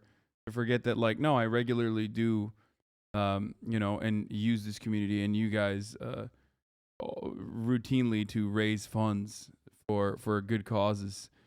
Of course, you'll never hear about that because the people that only talk about it are my haters who say I don't actually fucking, I don't do that. But Surprising to me to see a sort of a dogma or an approach to Russia, really by both sides of the aisle, but definitely by the Republican side for many, many years, and then to see some viewpoints, especially that would view Russia more favorably than a democracy that we've tried to pull towards us for many years. There was a poll that Washington Post did recently that said that 89% of the Republicans that responded said that Putin was a, quote, very strong or somewhat strong leader. Only 9% of the Republicans that responded to the poll said the same thing of Biden. What do you make of those kinds of facts? I do wish that that Biden were a little stronger. If you look at the elected officials in the Senate, I don't think that feeling is held by except a few. My guess is that would be the same in the House. But I don't know what has potentially popularized Putin in the eyes of some in our country, but I'll tell you, I can't imagine that today people are feeling the same way. Do you think it's because someone like President Trump goes on stage at CPAC and praises him in front of a crowd? For some reason, there's been that affection there, and I don't know what that has, I don't know where that came from, and certainly, you know. Trump withheld military aid on Ukraine in 2019 while trying to dig up dirt on Biden. Dude, that's ridiculous. It's not like he didn't give any fucking military aid to Ukraine in 2019, okay? I hate that argument. Like, in the lead up to, the part of that problem wasn't that he withheld military aid. The part of the problem was he was using like the American State Department interests, okay, with our foreign allies being utilized against our foreign adversaries for personal gain in an American election. The actual part of the problem isn't that he was like withholding aid. He was using that as a way to get fucking, it's just corruption. I don't know how else to describe it.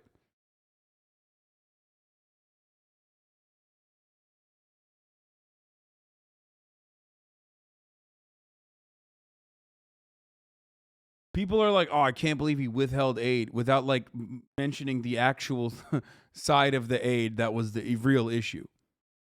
You know, when the elected president says things like that, it affects people's thinking. I think there's kind of a feeling in Washington that Democrats are worse than Putin. Some Republicans would rather criticize the current president than criticize Putin in a serious way. And I wonder what you think of that, how that affects the party. Does that influence people in the party to think more positively about someone like Putin? I think that that's evident, not necessarily about the Putin issue, but I think on both sides of the aisle, it's a skins and shirts game. And, you know, the animus towards each other is pretty incredible. And the kind of things that people say to each other or say about the opposition is just beyond belief. That's it for Vice News tonight.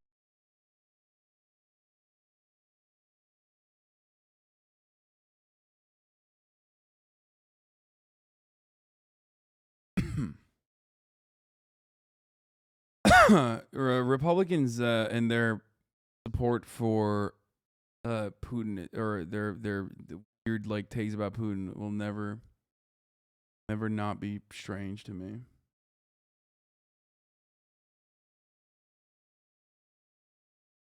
POV, you're an Elden Ring boss who's giving me a hard time a few hours prior. Oh my god.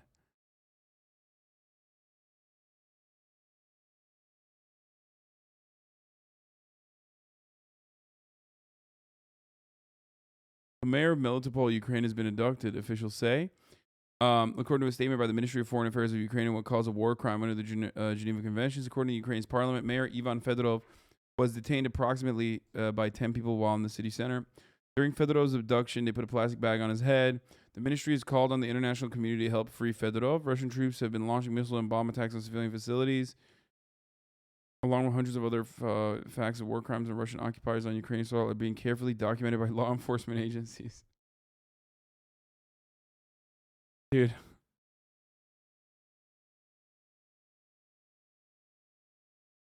I just, I'm sorry. It is laughable when you're like, oh, our law enforcement agencies are documenting your war crimes. Like, oh, okay, dude.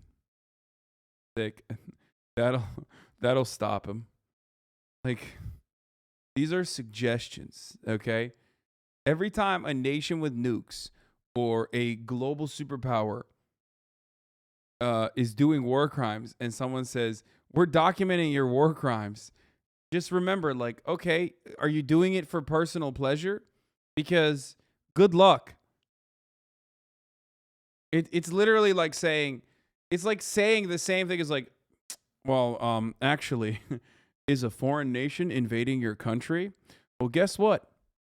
Tell them to stop it because it's illegal. Okay?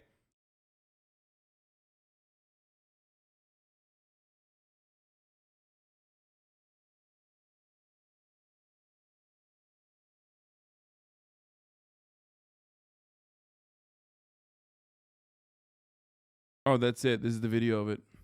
I'm taking it away.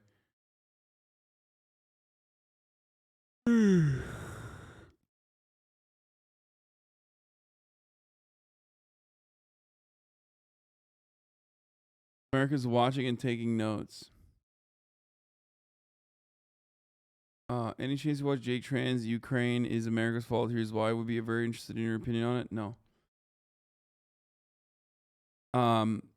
Jake Trans, I get like weird vibes from, kind of. I don't know how else to describe it. See it right. Wait, I gotta see this. This is crazy. And then you can see it right there. The suspect trying to get into somebody's property or still trying to hide, but doing a very, very poor job of it right there. LAPD coming to a stop. Oh, come on, guys. He's right there. The officer's running right by him. They're going right by him. I'm sorry, Angie, our pilot. Bro, that is awesome, dude. I don't know what this guy did, but holy shit, dude. That's awesome. Like, he just fucking, oh my God, he juked them, dude. He literally straight up, that's like GTA RP shit. Bro, that's what happens when you beef up your stealth stats, okay? Don't realize this, but that's an assassin build, okay? A lot of people undermine the assassin build. They think like, oh, dude, like, even if I have the max stealth level, like, they can still see me. It's like, no, dude. No. That's the bush strat from RP. That's no pixel RP. That's like me literally running for the cops and then hiding in the fucking bush. Yo. That's funny as fuck. Today talking on O2, trying to tell the officers that this suspect is right there. And oh, come on, bro. Journalists are literally... No shot. The helicopter is snitching on the dude. I mean, I don't know what he did.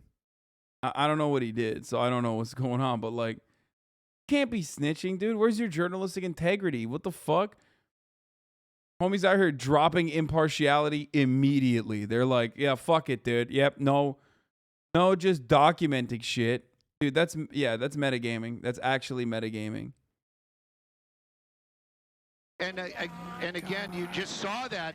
Oh my goodness, I just feel so bad for those officers making their way back now. It's the blue car. There we go. Somebody's getting the information. Somebody's got to be getting the information. Keep coming around, Ange. Keep coming around. Keep coming around. That suspect. Hide. They're watching this live, and you have to understand that these officers, they don't know what the information. Oh my God, they're driving away. Oh my God, please tell me he got away. Just arriving. There you go. Some of those officers must be getting that information. There you go.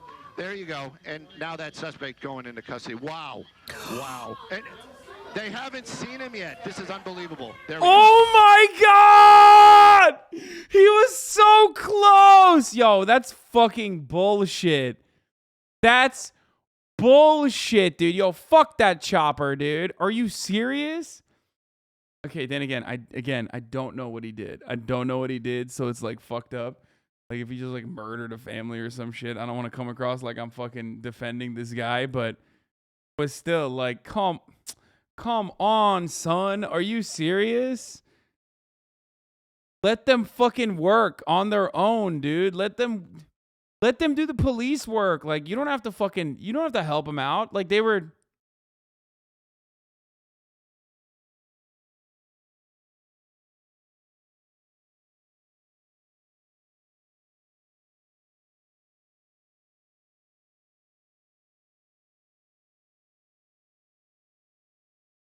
miss RP this much. I mean, it is. It's literally power gaming. See, wow. Wow. And they haven't seen him yet. This is unbelievable. There we go. Oh my gosh. Yeah, those cops need to be fucking banned from the server. That's unacceptable, dude. I have not seen Hasan cheer for someone this hard since MasterChef. Dude. That's fuck. I want to run this again. This is awesome. And then you can see it right there, the suspect trying to get into somebody's property or still trying to hide, but doing a very, very poor job of it right there. LAPD coming to a stop. Oh, come on, guys. He's right. Come on, guys. He's right there. The officer's running right by him. They're going right by him. Angie, our pilot today, talking on O2, trying to tell the officers that this suspect is right there. And again, you just saw that. Oh my goodness, I just feel so bad for those officers making their. Oh my goodness. Shut up, bitch. Why do you feel bad for the officers? Like, if anything, they're just incompetent and demonstrating their incompetence. Like, why are you feeling bad for them? I hate the media so much. Oh my God, I feel so bad for them. Back now, it's the blue car. There we go. Somebody's getting the information. Somebody's got to be getting the information. Keep coming around, Ange. Keep coming around. Keep coming around. That suspect, unbelievable. We're watching this live, and you have to understand. I guess let the cops waste their time if they jacked you. Should the other guy witnessing you get your stuff stolen not be just as accountable? First of all, let me just say something here, okay? He's not in the car, so obviously they intercepted the car at least. But two, cops already do this, okay? Like, they do this all the time. They demonstrate incompetence nonstop every fucking day. Like, every day. What are you talking about? Like, what is this idea that, like, every cop is a super cop, literally just stopping crime at a moment's notice? You know what I mean? Like, crime happens and cops are at your doorstep immediately. This ain't Grand Theft Auto, dude. What the fuck? Here's the article saying what he did. A video of a police chase in California is making the rounds on social media after police were momentarily unable to find a suspect hiding behind a car. While the aerial reporter commentated live on air, police pursuits aren't uncommon in California. More than 8,000 pursuits were reported in 2019 alone. In this particular one, Sky Fox News helicopter reporter Stu Mendel saw the alleged suspect hiding behind a blue vehicle as several officers pulled up next to it. Come on, guys, he's right there, says Mendel imploringly. Oh, so they see the report of a stolen vehicle. The driver, allegedly in the stolen vehicle, refused to stop for officers taking members of the LAPD on a chase. Instead of stopping, the driver began traveling at a high rate of speed in the interstate and eventually exited, making his way to the streets. Fox 11 says that during the chase, the driver of the allegedly stolen car did not make contact with two vehicles before rear-ending a third. The man continued driving with a severely damaged front bumper until, while attempting to cross a busy street, this is GTA. Literally Grand Theft Auto. The driver then spotted exiting the vehicle and made attempts to evade the officers on foot. The suspect runs down a mostly empty street until he comes across a blue vehicle and hides behind it for cover, tucking himself in the fence corner by the car's bumper.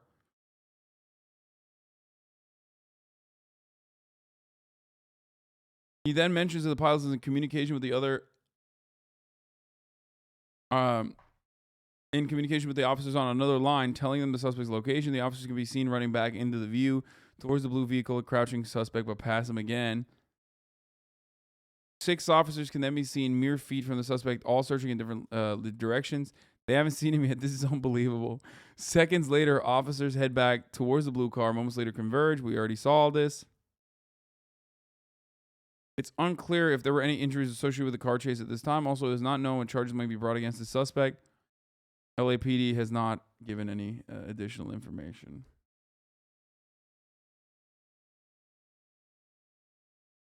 Someone tweeted this.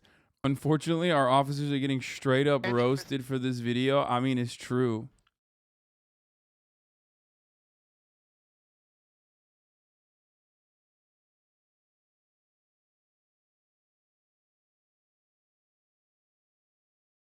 It's yeah, the LAPD department parody account follows me. That's not surprising, obviously.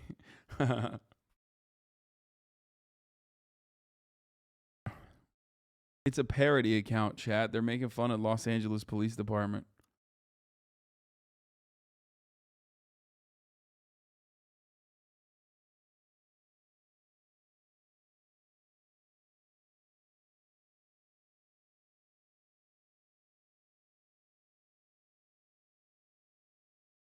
What is this? Head of police operations? Okay. Suspect trying. Here, this part is really Unbelievable funny. that we're watching this live, and you have to understand that these officers, they don't Watch it know again. what the information that we know. But again, that LAPD helicopter just arriving. There you go. Some of those officers must be getting that information. There you go. There you go. And now that suspect going into custody. Wow. Wow. And You hear the lady go, that's funny, dude. She couldn't believe it. She's like, she gasps I audibly. haven't seen him yet. This is unbelievable. There we go. Oh my gosh. Bro, they gotta let him go at that point. Like, he gave a good fight.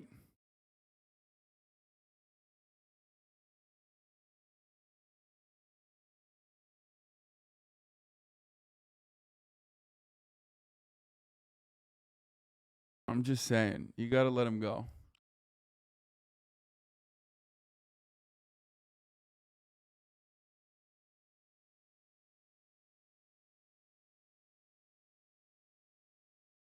White supremacy meets eco warriors? What the fuck? Oh, dude, it's eco-fascism. That's what that video is about. Okay. Here, let's watch episode is made possible by Audible. Let's watch Second Thoughts Why Liberalism Won't Solve Anything video. You feel, however, that we're making progress in this country and worldwide? No. I will never say that progress is being made. If you stick a knife in my back 9 inches and pull it out 6 inches, there's no progress. If you pull it all the way out, that's not progress. The progress is healing the wound that's below. That's one of my favorite quotes by and they Malcolm haven't X. even begun to pull the knife out, much less try and heal the wound. You have. I gotta pee. I'll be they back. won't even admit the knife is there. You know how Thanksgiving sucks and always ends up becoming about what's happening with politics that week? This episode is kind of about that. Hello, internet types. On this episode of Old Man Yells at Cloud, we're complaining about the politics of lesser evil, or harm reduction discourse. I'm gonna make a big deal about this because, well, I'm that old man. I'm upset, and it sucks. Because I'd like to live in a true democracy, and I don't. And if you live in the same kind of non-democracy as I do, here in sunny USA, you might not be happy about it either. So let's talk about that. And as we get started, allow me to read out the long, tedious disclaimer paragraph I've spent more time on than the rest of this video. I am not an accelerationist. I do not wish to see people's material conditions worsen in the short term on the hope that they will get so bad that things will swing the other way in some imprecise future. That doesn't work. I am also not policing what you choose to do. Vote blue or don't vote blue. If you live anywhere here, it probably doesn't even matter. And no matter where you live, it'll usually only matter a tiny bit. Just enough to make it worth getting it over with and voting. But probably not much more. Not for nothing, voting sucks because the blue team sucks. I know that. I know, as you can see from this video about the ratchet effect I made a couple months ago, that voting for the lesser evil doesn't do anything for progress, and that our politics move further right over time thanks to the increasing power of corporate interest since the takeover of neoliberalism in the 80s. That sucks too. I also know that letting presidents go from far-right, fascist, proto-fascist, whatever, to the same guy but worse 4 years later, and at whatever pace they dictate, is bad too. Worse even. I am well aware of all that. I'm not gonna try to deny any of these claims in this video. Stopping some form of far-right politics with regular right-wing politics doesn't make anybody happy except those on the right. But just because I know that fact doesn't mean I won't do it when I think there's an option. But I hate that I have to say this, and I hate that even though I despise this guy and his buddies, I just spent like 45 seconds sort of defending him and probably making you upset in the process. I want to do not that. The good thing is that that's not what this video is going to be about. but it's just close enough to being about that I want to get ahead of people who comment before watching all the way through. This week, we're looking at the discourse of lesser evils, because even if, at the very least, part of the lesser evil political strategy does stave off some of the most evil politics the previous 4 years have cooked up, another part of that discourse is weaponized to narrow down politics to what you do at the ballot box and nothing else. And that's a big problem worth making a video about. Because if you're just a normal person who considers themselves a liberal, and you've used this sort of rhetoric before, I truly, genuinely believe you have good intentions. This video is hopefully just going to point out the ways in which those intentions don't always match up with the consequences. Either because politicians will take advantage of your good intentions for stuff you disagree with, or because you'll spend so much effort on the elections that everything else kind of disappears between electoral cycles. Okay, disclaimer over. Back to having fun. Fart noise. Great. Now we're having fun again. Take my internet hand. Don't worry about how it feels. I have a condition. And let's talk about this. First, we should go over how much the lesser evil stuff works out to be in the end by giving a little account of the Biden presidency so far. Consider this when you spend so much effort on the presidential election. Because despite Biden running on, quote, the most progressive democratic agenda America has ever seen, his policies amount to little more than taking one step forward after the Trump presidency took 2 steps back. On the plus side, Biden has canceled plans for the Keystone Pipeline, has reversed Trump-era policies on methane emissions, has overturned the Muslim ban, freed up resources to deal with the 2017 hurricane that hit Puerto Rico, passed a child tax credit to reduce child poverty, extended the pause on student loan repayment, and resumed a pause on federal executions. Those are the handful of things that Biden has done that most on the left consider fine-ish. Not progress, just I can't believe it got to this point in the first place kind of policy. We're Mac Attack. We're Brandon fans here on this broadcast when it comes to his Afghanistan pullout, okay? Sure, could have been done better, but, you know, leaders sometimes demonstrate moral courage at the face of adversity from the entirety of mainstream media and critics all around. And the Mac Attack did it, Jack. He fucking did it, and he did it right, and he did it good. Pulling the knife back out a couple inches, but leaving it in there to be sure. Because you can't just take out the knife. Where else would the knife go? Away? Wait, the knife could go away? Sorry, I'm getting distracted. The rest of Biden's good-ish policies, well, frankly, there isn't much of a rest to talk about. It's mostly bad stuff. But I know what you're thinking. Surely it can't be so much bad stuff that I can't say it all in a single breath. Well, why don't we find out? Since becoming president, Biden has continued the trend of border detainment and reinforcement between the US and Mexico that has been snowballing from cabinet to cabinet for at least 4 presidents, has deported more people under Title 42 than Trump while defending his administration's use of that right in the courts, True. has continued using drone strikes, which, though fewer in number, have still killed civilians, despite the US not being formally at war with any country, and, you know, also it being a war crime and all. He's called for increasing police budgets and police departments' access to military equipment. All true facts has stated. continued escalating tensions between the US and China, Russia, Venezuela, and Cuba. Sanctioned Afghanistan, starving their people in the process. Has endorsed the Israeli apartheid government and its inhumane and relentless aggression against and occupation of Palestine. Has continued supplying the Saudis with arms used in Yemen. One of, if not the greatest humanitarian crisis in our lifetime. He's increased the military budget, tried abusing executive powers and seizing reporters' records before backing down once his plan was exposed. He's pursued the prosecution of WikiLeaks founder Julian Assange, increased the power of the surveillance state in a set of domestic anti-terrorism policies, staffed his cabinet with executives from... Damn, bro, when you stack it up like that, it feels like maybe we should be the ones who are being fucking sanctioned. That's crazy. You know, I just... as well as Russia, you know? Just saying, just a thought. Wall Street and the pharmaceutical, weapons, and fossil fuel industries channeled COVID test availability through insurance reimbursement as opposed to free testing, vastly reducing the actual amount of testing that could have given us a more accurate idea of the state of the pandemic, inconveniencing everyone in the process, ignoring the uninsured and the poor completely, and empowering insurance companies to turn a profit. He has taken a passive role in intellectual property waivers for vaccines after declaring that to be one of his administration's key goals. That's true, by the way. That is actually something that he claimed he was going to do, something that the World Health Organization is supposedly doing in India right now. They're like still working on sending resources and setting up facilities to train people in India so they can deploy vaccines at a lower cost that they create themselves. Part of it also isn't on Brandon, though. This part I will also, this is late as fuck already, but this part I will abso-fucking-lutely yell, not at the World Health Organization, not at Brandon, but at fucking Pfizer and Moderna, who have repeatedly refused to cooperate with the World Health Organization. They have repeatedly refused to work with the World Health Organization and open up their patents on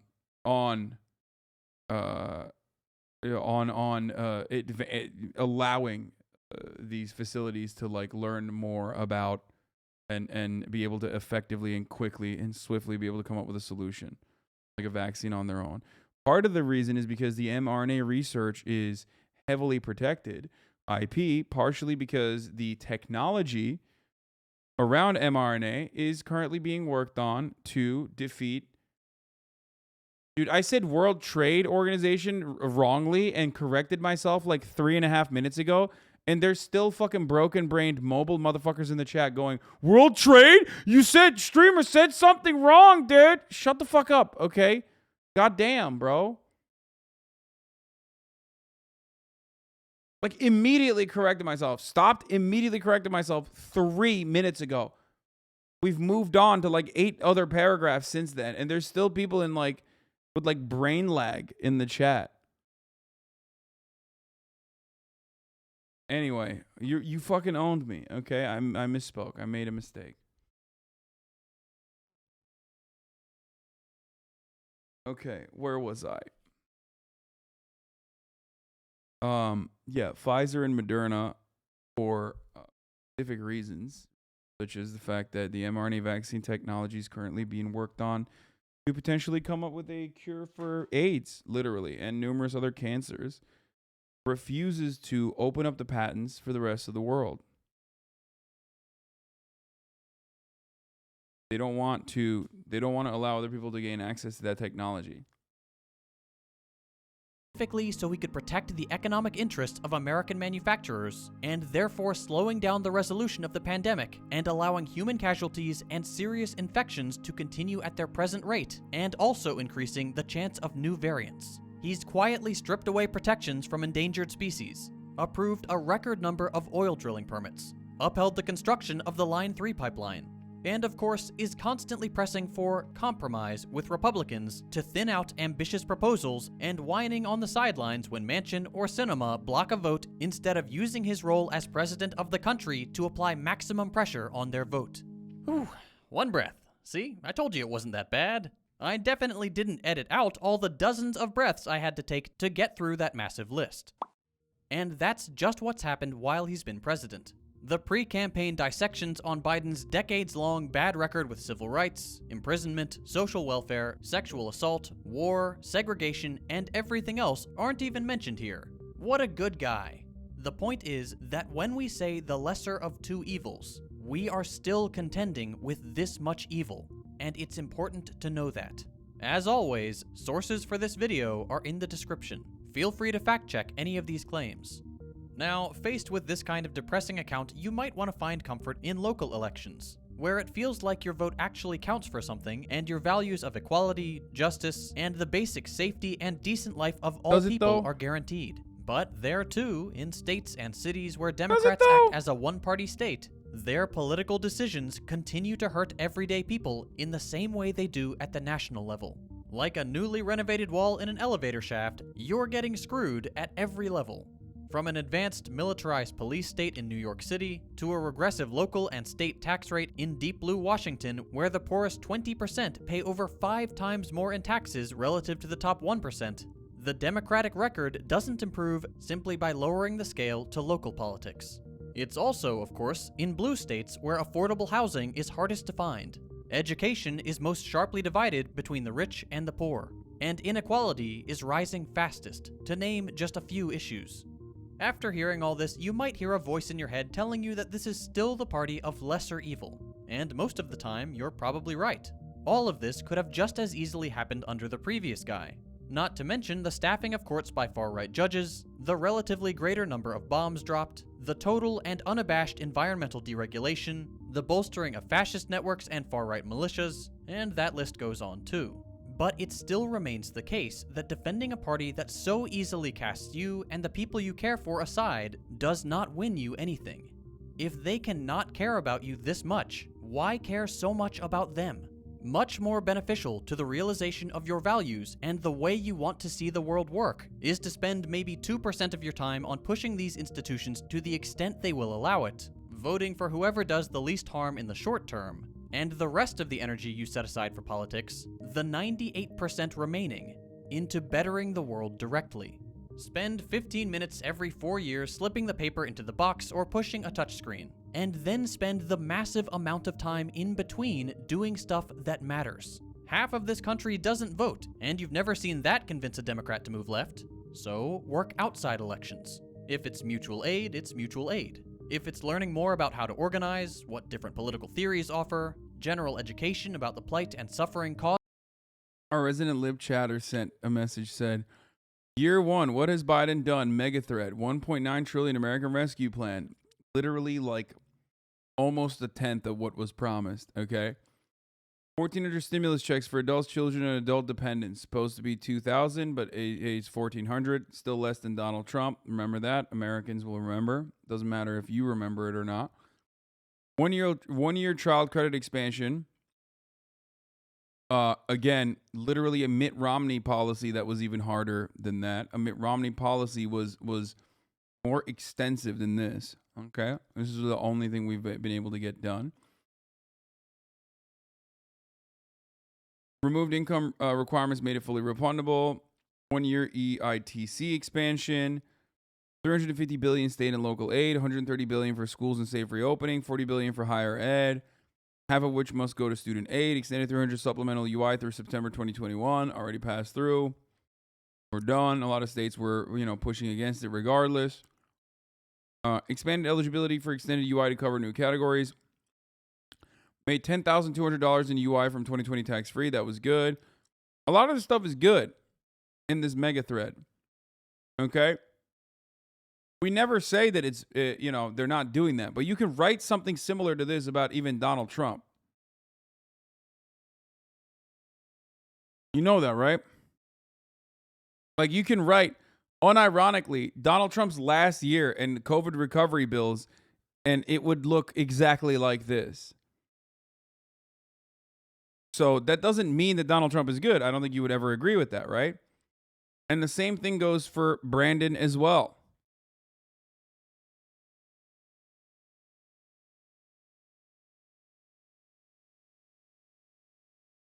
Like $5 billion to fight homelessness. Oh, sick, man. That's a lot of money. State of California put down half of that just for the state of California alone. It's not like we're fighting homelessness. Hasn't happened. 100% Cobra subsidy. Oh, sick. God, liberal. The mind of a liberal is so rotten. Oh, it's great, dude. They're subsidizing Cobra.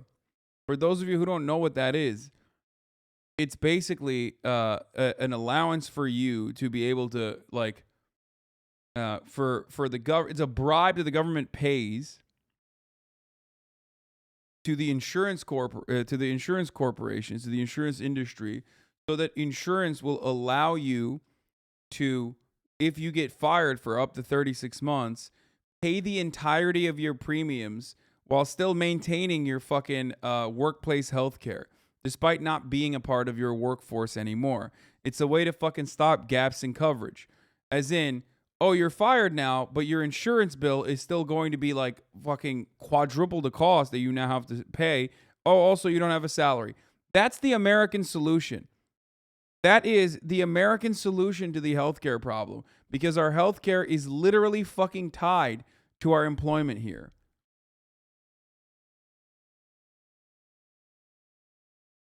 Sick. Every single piece of this is like temporary or expired, by the way, so far. So that too. Like, we live in such a dog shit country that insurers covering PrEP and HIV prevention drug, including all clinical visits related to it, is seen as like a big policy dub.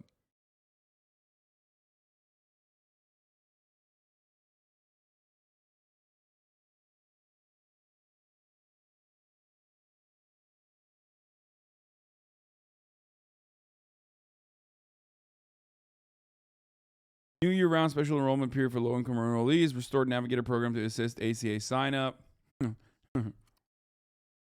It's like patchwork solutions to already fundamentally flawed a free market. It is for a gay man like me. Dude, okay. Like, who cares? What do you mean? Oh, you're personally gay? Never mind. Sorry. It's great, actually. It's cool then. Then if you're like a poor gay and you don't have insurance, then it doesn't matter. You know what I mean? But if you're a rich gay, well, then that's good. Thank you. Thank God. Why did you think that the identity shield would help you here? Your powers do not work here, my friend. I am a foe of the LGBT community. I'm an LGBTQ plus AI foe, dog.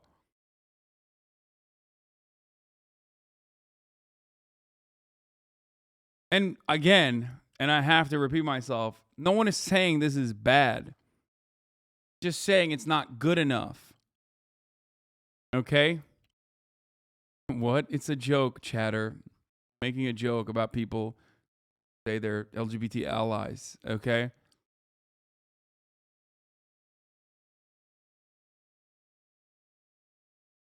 Hasan is good friends with a selfish bottom. That's all you need to know his stance on LGBT. True.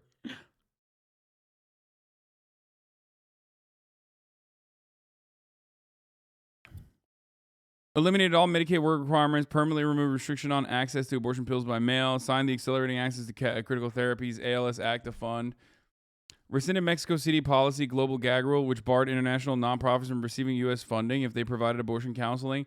Like, sick. But also, none of this still, you know, you have not countered a single one of the things that Biden did continue or didn't do that is profoundly harmful when the Trump administration was doing it, but all of a sudden is not something to even think about or consider when the Biden admin is continuing it. Just remember that. Caused under our current economic and political model, then do that. If it's informing others and winning them to your side, spend your energy there. It is infinitely more valuable to create systems that resolve the problems you see directly when possible, to directly improve people's lives and fight to change the system that constantly underpromises and still manages to underdeliver, than it is to fight tirelessly within the framework of a system built on preserving the decaying status quo. Everyday people's influence on a government of plutocrats is nearly zero. Working to change that government, or making it increasingly irrelevant through networks of solidarity, that is where your influence and your mark on the world will be the most felt. I understand that this isn't for everybody, that spending time on... Even the leftists forgot about the border shit, sadly. I 1,000,000% did not. I've covered it regularly and routinely and non-fucking stop, and do this day all the fucking time. Title 42 being continued into the Biden administration against judges at the federal level that have tried to stop using Title 42, and then having Biden administration prosecutors unironically defend it in the exact same way that the fucking Trump administration did is actually disgusting, abhorrent, abysmal. Not as bad as forgetting the top of the hour ad break, though, and then running it 10 minutes in. Okay.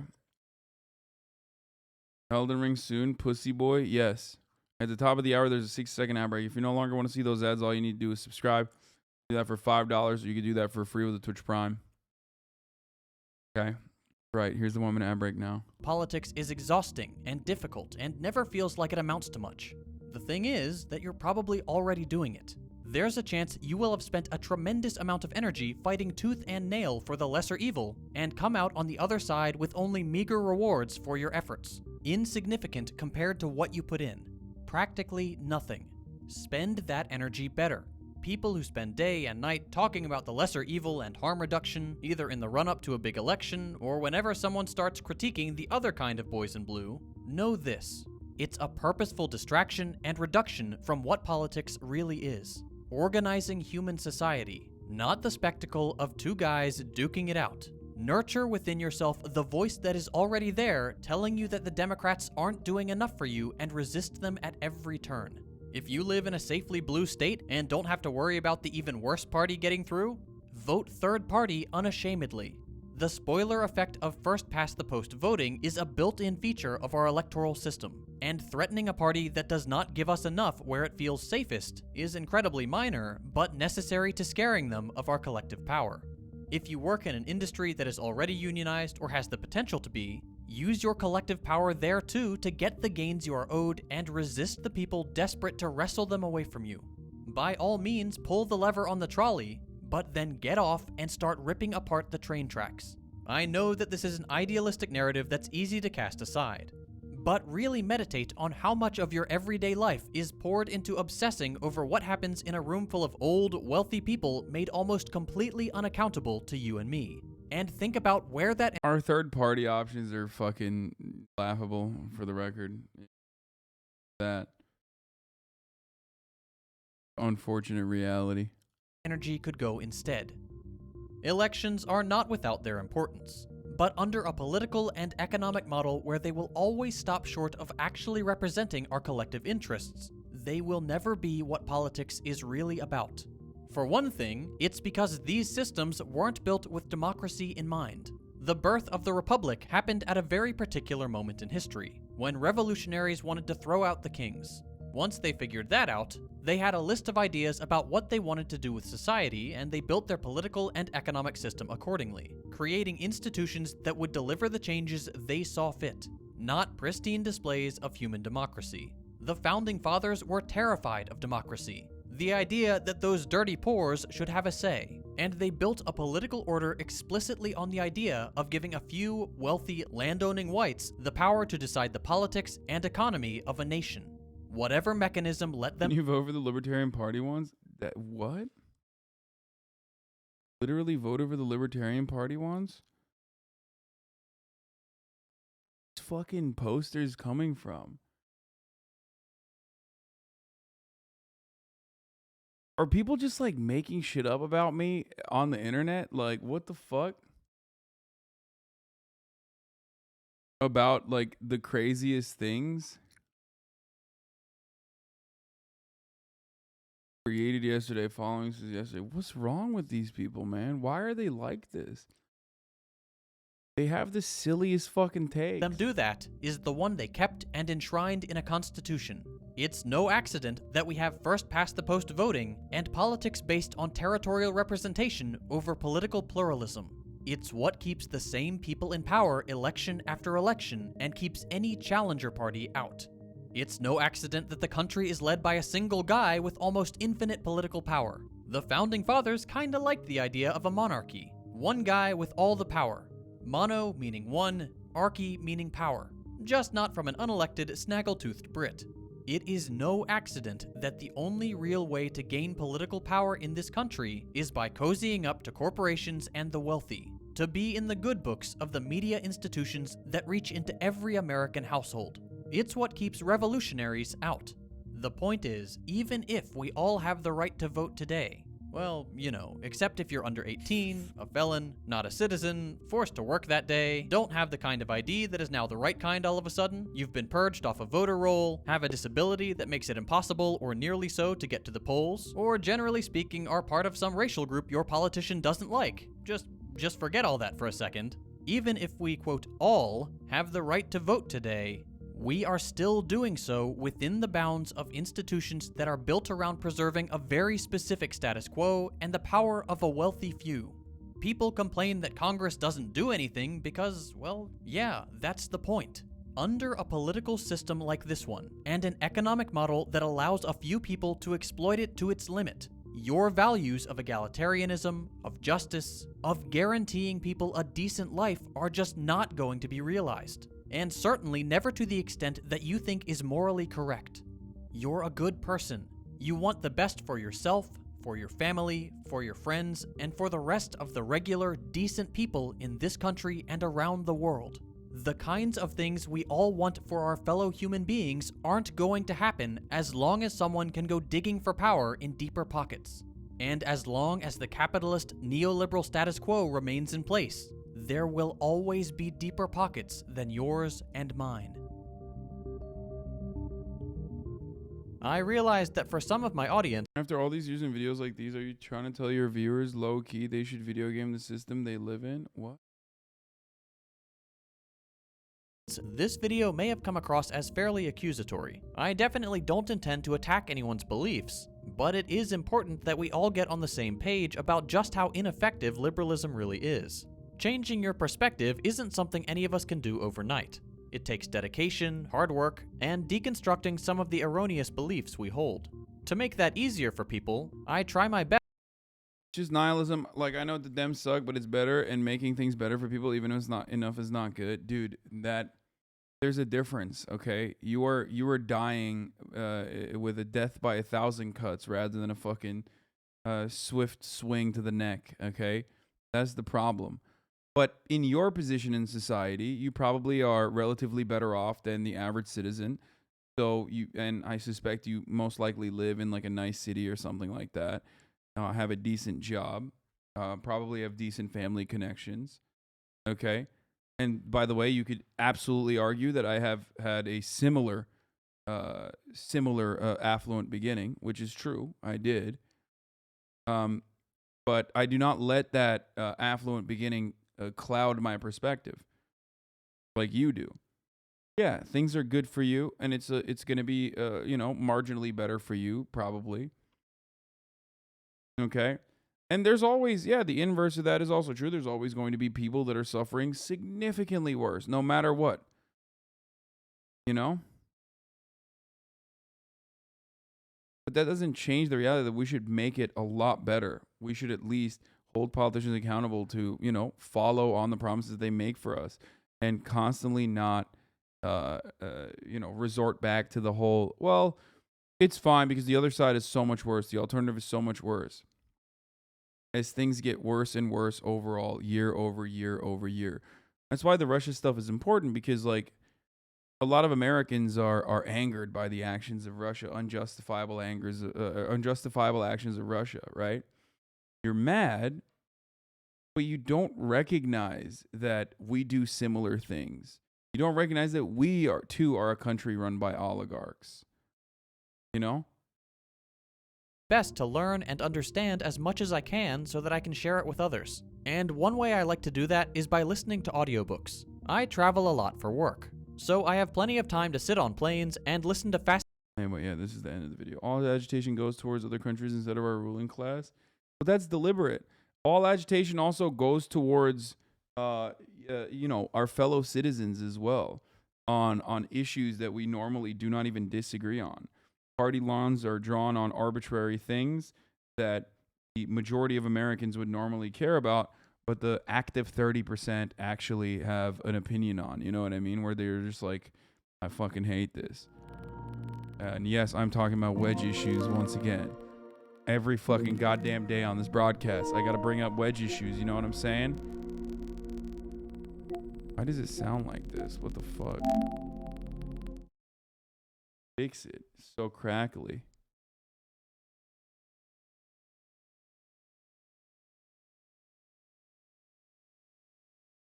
It always does that when it first starts.